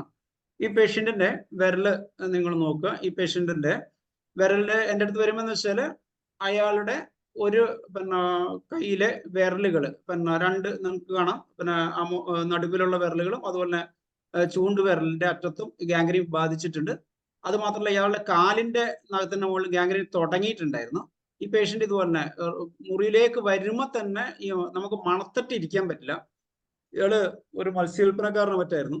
അപ്പൊ ഇയാളെ ഇയാളുടെ ശരീരത്തിന്റെ മണം കൊണ്ട് ഇയാളെ വീട്ടുകാർ ഉപേക്ഷിച്ചു പോയി. ഇയാളെ ഭാര്യ പ്രായമുള്ള ആളാണ്, പക്ഷെ ഭാര്യ മക്കളൊക്കെ ഈ നാറ്റം സഹിക്കാൻ പറ്റാത്തതുകൊണ്ട് സൗകര്യപൂർവ്വം ഇയാളെ വീട്ടിലെത്തി ഇയാളെ കാര്യങ്ങളൊക്കെ ചെയ്തു കൊടുക്കും. ഇയാളെ വീട്ടിൽ ഉപേക്ഷിച്ചിട്ട് പോവുകയാണ് ചെയ്തത്. എന്നിട്ട് അങ്ങനെ ആരോ പറഞ്ഞിട്ടാണ്, അയാൾ പൈസ ഇല്ലായിരുന്നിട്ടാണ് ഗവൺമെന്റ് ആശുപത്രിയിൽ വന്നത്. അപ്പൊ നമ്മള് മെഡിസിൻ കൊടുത്തു കഴിഞ്ഞപ്പോ സാധാരണ ഇതിങ്ങനെ സ്പ്രെഡ് ചെയ്തുകൊണ്ടേ ഇരിക്കുകയാണ്. ഒരു ഭാഗം മുതൽ ചീഞ്ഞിങ്ങനെ വന്നുകൊണ്ടിരിക്കുകയാണ്. അപ്പൊ ഈ ഡ്രൈ ഗാംഗ്രീനാണ് വേഗത കുറവായിരിക്കും, പക്ഷെ അസഹനീയമായ വേദനയാണ് ഉണ്ടാവുക, ഈ പുകച്ചിലും വേദന ഉണ്ടാവുക. അപ്പൊ ഈ പേഷ്യന്റിനെ നമ്മൾ മെഡിസിൻ കൊടുത്ത് ഏകദേശം ഒരു 15 ദിവസം കഴിഞ്ഞപ്പോഴേക്കും ബാക്കിയുള്ള ഭാഗം, ഈ നഖത്തിന്റെ ഒഴികെ മറ്റുള്ള ഭാഗങ്ങളിൽ കാലിലുണ്ടായിരുന്നതും മറ്റേ ആ ചൂണ്ടുവിരലിലുണ്ടായിരുന്ന വ്രണങ്ങളെല്ലാം അങ്ങ് ഉണങ്ങി തുടങ്ങി. പക്ഷെ ഈ സാധനം ഇതിന്റെ കുറേ ഭാഗം, നടുവിരലിന്റെ കുറേ ഭാഗം നശിച്ചു പോയി, ഇറക്കവറബിളി ലോസ്റ്റ് ആണ്. ആ ഭാഗം ഒരു ദിവസം പേഷ്യന്റ് വരുമ്പോൾ പറഞ്ഞു, ഡോക്ടറെ ആ ഭാഗം രാത്രി കിടന്നപ്പോൾ അങ്ങോട്ട് അടന്നുപോയി എന്ന് പറഞ്ഞു. അതാണ് ആ സെക്കൻഡ് പിക്ചറായിട്ട് കാണാം. അദ്ദേഹത്തിന്റെ കൈന്റെ ആ ഭാഗത്ത് എല്ലടക്കം നമുക്ക് കാണാൻ പറ്റും. അപ്പോഴേക്കും ഇങ്ങനെ അടന്നുപോയി എന്ന് പറഞ്ഞപ്പോഴേക്കും എല്ലാവരും അവരവരുടെ മക്കളെല്ലാവരും വന്ന് ഉടനെ എന്ത് ചെയ്യണം, എന്നിപ്പോ ഞാൻ പറഞ്ഞു ഹോസ്പിറ്റലിൽ കൊണ്ടുപോയി കഴിഞ്ഞാൽ അത്രയും വീടും മുറിച്ചു കളയും. അപ്പൊ അവിടുന്ന് പിന്നെ അടുത്ത വ്രണം വരും. ഇപ്പൊ ഞാനല്ലേ ഇത്രയും ചെയ്തത്, ബാക്കി നമ്മുടെ ഉടനെ ചെയ്യാം. അപ്പൊ അയാൾ രോഗിക്കാണെങ്കിലും ഭയങ്കര സന്തോഷമാണ്. ഡോക്ടർ എന്തായാലും ഡോക്ടറെ ചികിത്സിച്ചുകൊണ്ട് അവർക്ക് വേദന പോകച്ചിലെല്ലാം കുറഞ്ഞു. അങ്ങനെ പിന്നെ നമ്മൾ നമ്മുടെ മെഡിസിൻസ് കണ്ടിന്യൂ ചെയ്തു. ഞാൻ പറഞ്ഞാൽ ഒറ്റ മെഡിസിൻ ആയിരിക്കില്ല, അതിനകത്ത് ഇൻഡിക്കേഷൻ തോന്നിയിട്ട് ഞാൻ സിക്ലിക്കോറിലാണ് തുടങ്ങിയത്. ഇയാൾ ആദ്യകാലത്ത് നല്ല പുകവലിക്കാരനായിരുന്നു, പിന്നെ വലിയൊക്കെ നിർത്തിയതായിരുന്നു. പിന്നെ ആഴ്സാൽബുരോട്ടും ഇൻഡിക്കേഷൻ അനുസരിച്ച്, കാരണം ഇയാൾക്ക് തന്നെ വരുമ്പോൾ തന്നെ മരണഭയം, ആരും എല്ലാവരും ഉപേക്ഷിക്കും. ഇതിങ്ങനെ ഡോക്ടർമാർ പറഞ്ഞിട്ടുണ്ട്, ആദ്യം വിരൽ മുറിക്കണം, മുറിച്ചു കഴിഞ്ഞാൽ പിന്നെ അത് മേലോട്ട് കയറണമെങ്കിൽ കൈ മുറിക്കണം എന്നൊക്കെ പറഞ്ഞ് പേടിപ്പിച്ചിട്ടുണ്ട് അത്രേ. അപ്പൊ അയാളുടെ മരിക്കും എന്നുള്ള വിചാരത്തിലാണ് ഈ മനുഷ്യൻ വന്നിട്ടുള്ളത്. അപ്പൊ നമ്മൾ നമ്മുടെ മെഡിസിൻസ് കൊടുത്ത് നോക്ക്. അതിനകത്ത് ആ ലാസ്റ്റ് പിക്ചർ ആകുമ്പോൾ ഏകദേശം ഒരു മാസത്തെ സമയം എടുത്തു കഴിഞ്ഞപ്പോഴേക്കും അയാൾ പെർഫെക്റ്റ്ലി ഓൾറൈറ്റ് ആയി. ഓൾറൈറ്റ് ആയെന്ന് മാത്രമല്ല, ആ മനുഷ്യൻ അദ്ദേഹത്തിന്റെ തൊഴിൽ വീണ്ടും അയാൾ മീൻ വിൽക്കാനുള്ള വീണ്ടും ജോലികൾ ആരംഭിക്കുകയും ചെയ്തു എന്നുള്ളതാണ്. അപ്പൊ ഇതിനകത്ത് നമ്മൾ മനസ്സിലാക്കേണ്ടത് ഇതാണ്, ഈ സിക്ലിക്കോർ അതുപോലെ തന്നെ ആഴ്സാൽബൊക്കെ നിങ്ങളുടെ മനസ്സിൽ എപ്പോഴും സൂക്ഷിക്കേണ്ടത്. അതിൽ തന്നെ സിക്ലിക്കോർ ഡ്രൈ ഗാംഗ്രീനകത്ത് വളരെ ഉപകാരപ്പെടുന്നതാണെന്ന് ആലോചിക്കുക. ഇങ്ങനെയുള്ള കേസ് കാണുമ്പോൾ ഉടനെ പേടിച്ചു പോകേണ്ട. ഞാൻ അതുപോലെ ഈ ഡയബറ്റീസ് അൾസർ വന്നിട്ട് ആംപ്യൂട്ടേഷൻ ചെയ്തിട്ടുള്ള കാലുകളെ രക്ഷിച്ചിട്ടുണ്ട്. 2-3 വിരൽ പോയി കഴിഞ്ഞിട്ടാണ് ഇവര് നമ്മുടെ അടുത്തേക്ക് വരുന്നത്. പക്ഷെ പിന്നെ അതിനുശേഷം പിന്നെ അവർ പറഞ്ഞത്ര ഇനി ഇൻഫെക്ഷൻ വരികയാണ്, അത് ആംഗിൾ വെച്ചിട്ട് മുറിക്കണം, അതല്ലെങ്കിൽ മുട്ടിന് താഴെ വെച്ചിട്ട് ഇപ്പോഴേ മുറിച്ചു കഴിഞ്ഞാൽ നിങ്ങൾക്ക് എന്താണ് അതിനുള്ള കാലുകൾ നിങ്ങൾക്ക് ഇടാൻ കുറച്ചുകൂടി എളുപ്പമായിരിക്കും. അപ്പൊ അതുകൊണ്ട് ഇപ്പൊ തന്നെ വേണമെങ്കിൽ കാല് വെച്ചിട്ട് മുറിച്ചു കളയാന്ന് പറഞ്ഞപ്പോൾ അവർ ഞാൻ ജീവിക്കുന്നില്ല, അങ്ങനെയാണ് മരിക്കുകയാണ്, അല്ലാണ്ട് എനിക്ക് കാലിലാണ്ട് ജീവിക്കണ്ട എന്ന് പറയുന്ന ചില ആൾക്കാരൊക്കെ ഉണ്ടായിരുന്നു. അപ്പൊ അങ്ങനെ ഒരു മനുഷ്യന്റെ ആ മുറിഞ്ഞു പോയ ആ കാലുകൾ മാത്രമേ പോയിട്ടുള്ളൂ, ബാക്കിയെല്ലാം നമ്മുടെ മരുന്നുകൾ കൊണ്ട് തന്നെ നമുക്ക് ക്യൂർ ചെയ്യാൻ പറ്റാറുണ്ട്. അപ്പോൾ ഇത് ഞാൻ ഇന്ന് കാണിക്കുന്ന ഹോമിയോപ്പതിയുടെ മാജിക്കിൽ ഒന്നാമത്തെ മാജിക്കായിട്ട് കരുതുക. അടുത്തത് രണ്ടാമത്തെ കേസാണ്. ഞാൻ എപ്പോഴും സൈലീഷ്യനെ കുറിച്ച് പറയുമ്പോൾ എനിക്ക് എത്ര പറഞ്ഞാലും മതിയാവില്ലാത്ത ഒരു മരുന്നാണ് ഈ സൈലീഷ്യ. കാരണം ഇനിയൊരു വരാൻ പോകുന്ന ഒരു സൈലീഷ്യ എന്ന് പറയുന്നത് നിങ്ങൾക്കറിയാം, സിലിക്കൺ ഡയോക്സൈഡ് നമ്മുടെ മണ്ണാണ്. അപ്പൊ ഈ നമ്മൾ പറഞ്ഞില്ലേ, മനുഷ്യ നീ മണ്ണാകുന്നു മണ്ണിലേക്ക് മടങ്ങുന്നു എന്ന് പറയുന്നത്. ഇപ്പൊ മണ്ണിൽ നിന്നാണോ ജനിച്ചത് എന്ന് പറഞ്ഞാല് നമ്മളെ എന്താണ് ക്രിസ്ത്യൻ ഫിലോസഫി അനുസരിച്ച് മണ്ണ് ഉരട്ടി മനുഷ്യനുണ്ടാക്കി ജീവൻ കൊടുത്തതാണോ എന്ന് കരുതി കഴിഞ്ഞാൽ ഈ മണ്ണോളം വലിയൊരു മരുന്നില്ല എന്നാണ് പലപ്പോഴും എനിക്ക് തോന്നിയിട്ടുള്ളത്. അതിനകത്ത് സൈലീഷ്യന്റെ ബാക്കിയുള്ള സിംറ്റംസ് എല്ലാം നിങ്ങൾക്ക് അറിയാമല്ലോ. ഞാൻ അതിനകത്ത് പറയുന്ന 2 പ്രധാനപ്പെട്ട പോയിന്റ്സ്, ഈ expulsion of the foreign bodies from the tissues എന്ന് നമ്മുടെ അലൻ സ്കിന്നോടിനകത്തൊക്കെ എഴുതിയിട്ടുണ്ടോ, നിങ്ങൾക്ക് എല്ലാവർക്കും അറിയാവുന്ന സിംറ്റം ആണത്. പക്ഷെ ഇത് എത്രത്തോളം എക്സ്പെല് ചെയ്യും എന്നുള്ള കാര്യത്തെ കുറിച്ചിട്ടൊന്നും പലരും ആളുകൾ ചിലരിങ്ങനെ പേടിച്ചിട്ട് ചോദിക്കാറുണ്ട്, ഡോക്ടറെ ഇങ്ങനെ എന്താണ് ഹാർട്ടിന് സ്റ്റെന്റ് ഇട്ടിട്ടുണ്ട്, അല്ലെങ്കിൽ കാലിന് സ്ക്രൂ ചെയ്തിട്ടുണ്ട്, അപ്പൊ സൈലീഷ്യ കൊടുത്തു കഴിഞ്ഞാൽ ഈ ആണിയെല്ലാം കൂടി പറഞ്ഞിട്ട് പോരുമോ എന്ന് ചോദിക്കാറുണ്ട്. അപ്പോ ചില ഡോക്ടർമാർ പറയുന്നു ആണി പോരുമൊന്നുമില്ല എന്ന് പറയാറുണ്ട്, കുഴപ്പമില്ല എന്ന് പറയാറുണ്ട്. പക്ഷെ ചില ഡോക്ടർമാർ നേരെ തിരിച്ചും പറയാറുണ്ട്, ആണിയൊക്കെ ചിലപ്പോൾ പോന്ന് കളയാം, കാരണം ഹോമിയോപ്പതിന്റെ കാര്യമാണ്, നമുക്കൊന്നും പറയാൻ പറ്റില്ല, ചില നേരത്തെ ആണിയൊക്കെ ഇങ്ങോട്ട് പോകുന്നറിയാം. അപ്പൊ ഞാൻ പറയാറുണ്ട്, ഇപ്പൊ കണ്ണൂർ ഞങ്ങളുടെ കുറെ രാഷ്ട്രീയ നേതാക്കള് വെടിയുണ്ട നെഞ്ചിൽ പേർന്ന കുറെ രാഷ്ട്രീയ നേതാക്കളുണ്ട്. അപ്പൊ ഇവർക്കൊക്കെ ഇത് കൊടുത്തു കഴിഞ്ഞാൽ ഉള്ള വെടിയുണ്ടെങ്കിലും പുറത്തു പോകുന്നെങ്കിലോ. അപ്പൊ ഞാൻ പറഞ്ഞു, ആർക്കെങ്കിലും കിട്ടുകയാണെങ്കിൽ അവിടെയൊക്കെ ഒരു സൈലീഷ്യൊക്കെ കൊടുത്തു നോക്ക്. കാരണം പക്ഷെ ഈ സൈലീഷ്യ കൊടുത്തിട്ട് ഇത് പോരുമ്പോൾ ഗുണം എന്താണെന്നറിയാമോ, ഒരു അപകടവും ഇല്ലാണ്ട് ഈ സാധനം പുറത്തു വരുന്നു. അപ്പൊ ഞാൻ BHMS പഠിക്കുന്ന 3rd ഇയർ മറ്റോ പഠിക്കുന്ന സമയത്ത് എൻ്റെ വീടിന്റെ അടുത്ത് പിന്നെ ഒരു പശുവിന്റെ കുട്ടി, നമ്മളെന്താ പറയാ, ആ കന്ന് എന്ന് പറയുന്ന ആ കന്നുകുട്ടി ഒരു മാങ്ങാപ്പഴം അതുപോലെ വിഴുങ്ങിയിട്ട് അതിന്റെ മാങ്ങാണ്ടി അങ്ങ് സ്ലിപ്പ് ചെയ്തു പോയി. ഇത് തൊണ്ടയിൽ കുടുങ്ങിപ്പോയി. അപ്പൊ പിന്നെ ഞാൻ ആ സമയത്ത് അതിൽ ആ വഴികൾ പോവാണ്. പറഞ്ഞടാ പിന്നെ മനോജ് ഇങ്ങനെ ഇത് തിന്ന് കുടുങ്ങിപ്പോയി. അപ്പൊ നമുക്ക് മനുഷ്യന്മാരുടെയൊക്കെ ചോക്കിംഗ് ഒക്കെ വന്നു കഴിഞ്ഞാൽ നമ്മൾ വയറ്റത്തൊക്കെ ഞെക്കി ഇതൊക്കെ പുറത്തേടിക്കാനൊക്കെ പറ്റുമല്ലോ. പക്ഷെ ഇതിനടുത്ത് ഒരു വഴി നടക്കുള്ളൂ. ഇതിനൊന്നും ഞെക്കി കെട്ടിപ്പിടിച്ചിട്ട് ഞെക്കാനോ, ഇത് ഞങ്ങളെല്ലാ പണിയൊക്കെ നോക്കി നോക്കില്ല. എല്ലാവരും അവരൊക്കെ പറ്റുന്ന ചവിട്ടും കുത്തും എല്ലാം കൊടുത്തു നോക്കിയിട്ടും ഈ മാങ്ങാണ്ടി പുറത്തോട്ട് വരുന്നില്ല. ഇത് ശ്വാസത്തിൽ കുടുങ്ങി കിടക്കാണ്. ഇങ്ങനെ കിടന്നിട്ട് പടഞ്ഞുകൊണ്ടിരിക്കുകയാണ്. ചാവും എന്നുള്ള കാര്യം ഉറപ്പാണ്. അപ്പൊ അപ്പോഴാണ് എനിക്ക് ഇങ്ങനെ ഒരു ഫോറിൻ ബോഡീസ്, അന്ന് എനിക്ക് ഈ ഫോറിൻ ബോഡീസിന്റെ അർത്ഥവ്യാപ്തി ഒന്നും നമുക്കറിയില്ല. നമ്മൾ ജസ്റ്റ് സൈലീഷിനെ കുറിച്ച് പഠിക്കുന്നേ ഉള്ളൂ. മാങ്ങാണ്ടി. എന്നാൽ പിന്നെ ഞാൻ എന്ത് ചെയ്തു, വീട്ടിൽ പോയിട്ട് സൈലീഷ് എടുത്ത് കൊണ്ടിട്ട് അതിന്റെ മൂക്കില് 2 തുള്ളി ഇട്ടിച്ചു കൊടുത്തു. പക്ഷെ അത്ഭുതം എന്ന് പറയട്ടെ, എല്ലാവർക്കും നോക്കി നിൽക്കുന്ന സമയത്ത് തന്നെ ഇതൊരൊറ്റ ചുമയോടുകൂടി മാങ്ങാണ്ടി തീർച്ച് പുറത്തോട്ടാൻ കൊണ്ടു. അപ്പൊ ഇവരെന്തായാലും ക്രെഡിറ്റ് ഗോസ് ടു മീ. ഇത് കണ്ണാലി തുമ്മിയോണ്ടാണോ എങ്ങനെയാണെന്ന് എനിക്കറിയില്ല. എങ്ങനെയായാലും ആ മാങ്ങാണ്ടി തെറിച്ചു പോയി, ക്ലാവ് ചാടി എഴുന്നേൽക്കുകയും ചെയ്തു. അപ്പൊ ഈ എക്സ്പെൽ ചെയ്യാനുള്ള ഇത് ഒരുപക്ഷെ ഹോമിയോപ്പതിന്റെ ആണോ അതിനി എന്റെ ഭാഗം കൊണ്ട് തുമ്മിയതാണോ എന്നൊന്നും എനിക്ക് പറയാൻ പറ്റില്ല.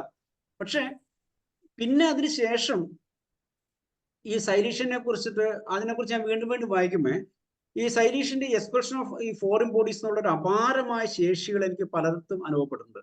ഈ ഈർക്കിളി, നമ്മുടെ വീട്ടിലൊക്കെ ഈർക്കിളി ചൂലോട് മിറ്റടിക്കുന്ന അമ്മച്ചിമാരുടെയൊക്കെ ഇടയ്ക്ക് ഈ വിരലിന്റെ ഇടയ്ക്കേക്കടെ നമ്മുടെ ഇതിന്റെ ഇടയ്ക്കേക്കടെ ഈർക്കിളി കീർക്കും. അതിഭീകരമായ വേദനയാണ്. അപ്പൊ നമ്മൾ വലിച്ചു ഊരി എടുക്കും. ചിലപ്പോൾ ഒരു കഷ്ണം അവിടെ ഇരിക്കും. ആ കഷ്ണം പിന്നെ പോരാൻ ഭയങ്കര വിഷമമാണ്. ജീവൻ മരണ വേദനയായിരിക്കും, ഒരു കട്ടിലടയ്ക്കുന്ന വേദനയാണ്. ഇതുപോലെ തന്നെ ഞങ്ങളുടെ നാട്ടിലെ ഈ മുളയം കൊണ്ട്, ഞാൻ പറഞ്ഞല്ലോ ഞങ്ങളൊരു പിന്നെ കാടിനോട് അടുത്ത പ്രദേശത്താണ്. അപ്പൊ ഇവിടെ മുളയം കൊണ്ട് അവർ കൊട്ടയൊക്കെ ഉണ്ടായിരുന്ന ആൾക്കാരുണ്ട്. അതുപോലെ തന്നെ നമ്മുടെ കവുങ്ങ് വെട്ടിയിട്ട് ചീന്തിയിട്ട് ചില സാധനങ്ങളൊക്കെ അവര് ബിൽഡിങ്സ് ഒക്കെ ഉണ്ടാക്കും. അപ്പൊ ഇതിന്റെയൊക്കെ ആരെന്ന് പറയും, നമ്മുടെ ഈ വലിയ നീളത്തില് സാധനങ്ങൾ കയ്യിലൊക്കെ കയറി അങ്ങോട്ട്. അപ്പൊ ഇത് കയറി കഴിഞ്ഞാൽ, വലിച്ചു കഴിഞ്ഞാൽ പെട്ടെന്ന് അവര് തിരക്ക് പിടിച്ച് വലിക്കും. വലിച്ചു കുറച്ച് ഭാഗം ഒടിഞ്ഞിട്ട് അവിടെ ഇരിക്കും. അത് ആശുപത്രി കൊണ്ടുപോയി കഴിഞ്ഞാൽ ഈ ഡോക്ടർമാർക്ക്, നമ്മൾ നാട്ടിൻപുറത്തെ ഡോക്ടർ ആയതുകൊണ്ട് നമുക്ക് ഈ നാട്ടിൻപുറത്തെ കുറെ കാര്യങ്ങൾ അറിയാം. പക്ഷെ ഈ ദൂരെ നിന്ന് വരുന്ന ഡോക്ടർമാർക്ക് ഇവർക്ക് ഈ സാധനങ്ങളൊന്നും കൃത്യമായിട്ട് എടുക്കാൻ പറ്റിയെന്ന് വരില്ല. ചില പീസസ് അവിടെ ഇരിക്കും.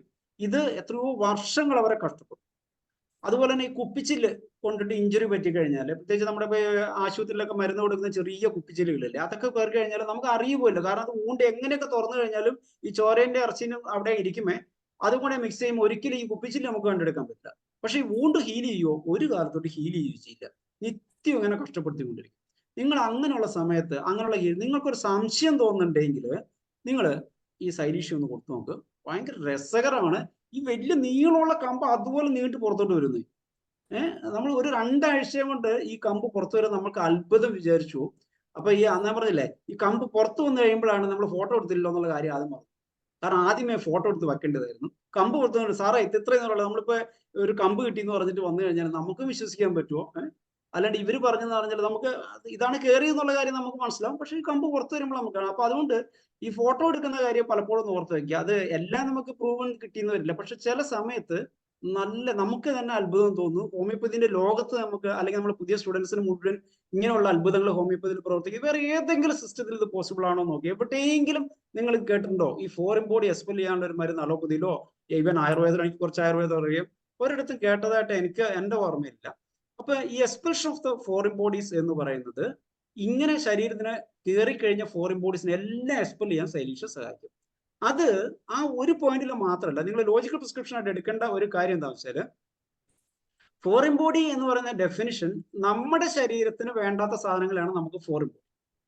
അത് ചിലപ്പോൾ നമ്മുടെ ഉള്ളിൽ നിന്ന് ഒരു എല്ല് പൊടിഞ്ഞു, എല്ല് ഇഞ്ചുറി വന്നിട്ട് പൊടിഞ്ഞു. ആ പൊട്ടിപ്പോയിട്ട് എല്ലാ കഷ്ണം കിട്ടില്ല, 2-3 കഷ്ടപ്പെടുന്നുണ്ട്. ആ കഷ്ണം നശിച്ചു കഴിഞ്ഞാൽ, അല്ലെങ്കിൽ അത് ഡെഡ് ടിഷ്യൂ ആയി കഴിഞ്ഞാൽ, അത് ശരീരത്തെ സംബന്ധിച്ചോളം ഫോറിൻ ബോഡിയാണ്. നമ്മൾ മരുന്ന് കൊടുത്തെങ്കിൽ ആ ഫോറിൻ ബോഡി പുറത്തു വരും. ആ എല്ല് നമുക്ക് പുറത്ത് കളയാൻ പറ്റും. അത് ഞാൻ മുമ്പ് ഒരിക്കൽ പറഞ്ഞിട്ടുള്ള ഒരു കാര്യമുണ്ട്. എൻ്റെ അച്ഛൻ നല്ല ഒരു കർഷകനാണ്. അപ്പോൾ അദ്ദേഹം, ഞാൻ കുറച്ച് അത്യാവശ്യം കാടും പേടും സ്ഥലമൊക്കെ ഉള്ള മനുഷ്യനുണ്ട്. കണ്ട കാട്ടിലും വീട്ടിലും എല്ലാം നടന്ന് കുറെ കന്നാലികളൊക്കെ ഉണ്ടാവും. അപ്പോൾ മേല് മുഴുവൻ ഇങ്ങനെ കണ്ട മുള്ളുകളെല്ലാം കയറിയിട്ടുണ്ടാവും. അച്ഛൻ അതൊന്നും വലിയ പ്രശ്നമല്ല. നമ്മളെ എന്താ പറയുക, തൊട്ടാവാടി, ആന തൊട്ടാവാടി, എന്തൊക്കെയോ പേരുകളുള്ള കുറെ മുള്ളുകൾ ഉണ്ടാവും. അപ്പൊ ഇതൊക്കെ വന്നിട്ട് അച്ഛൻ കാലിലടി മുള്ളുണ്ട്, അവിടെയുണ്ട് മുള്ളുണ്ട്. അപ്പൊ ഞങ്ങൾ കുഞ്ഞുകാലത്ത് ഇതൊക്കെ തന്നെയാണ്. അന്നേ സർജറി പഠിക്കുന്ന അച്ഛന്റെ മേത്തായിരുന്നു. ഇങ്ങനെയുള്ള സാധനം എടുത്തിട്ട് കുത്തി അതിന്റെ ഉള്ളിൽ നിന്ന് മുള്ളു പുറത്തെടുക്കാൻ നോക്കുക, അങ്ങനെയൊക്കെയായിരുന്നു പരിപാടി. ഹോമിയോപ്പതി പഠിച്ചതിന് ശേഷം ഞാൻ ഇടയ്ക്ക് വന്നിട്ട് അച്ഛനെ ഈ സുഖചികിത്സ, കർക്കിടക മാസത്തിൽ അച്ഛന് ഈ പണിയെല്ലാം കഴിഞ്ഞിട്ട് അച്ഛന് ഈ അവരെങ്ങനെ വെച്ചാൽ കർഷകരെന്താ ചെയ്യുന്നത് വെച്ചാല്, ഈ മഴക്കാലം, നല്ല മഴക്കാലമാകുമ്പോൾ ഇവരുടെ ശരീരരക്ഷയും ഇവരുടെ ആയുധങ്ങൾ മൂർച്ചയാക്കലാണ് അച്ഛൻ്റെ ഒക്കെ പ്രധാന ജോലി.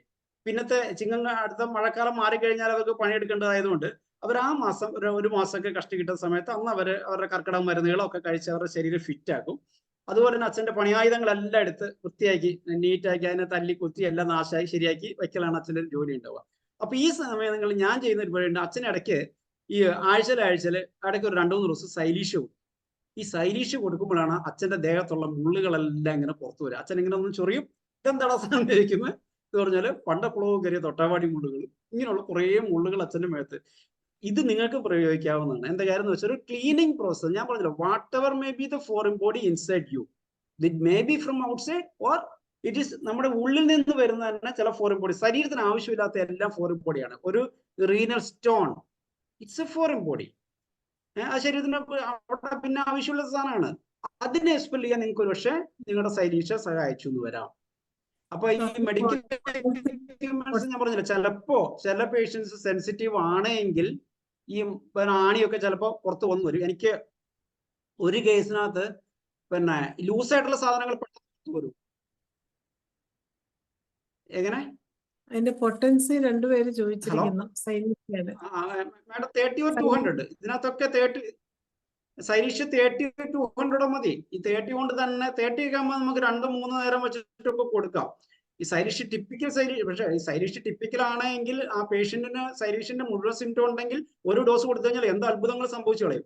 പിന്നെ അപ്പൊ ഇതിനകത്ത് നമ്മുടെ ഇനി ബാക്കിയുള്ള ഉപയോഗങ്ങൾ ഞാൻ പറയാം. അതാണ് പ്രധാനപ്പെട്ട കാര്യം.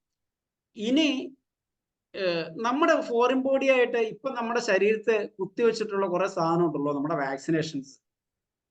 വാക്സിനേഷനെതിരെ പറയാൻ പാടില്ല എന്നാണ് നമ്മൾ പറയുന്നത്.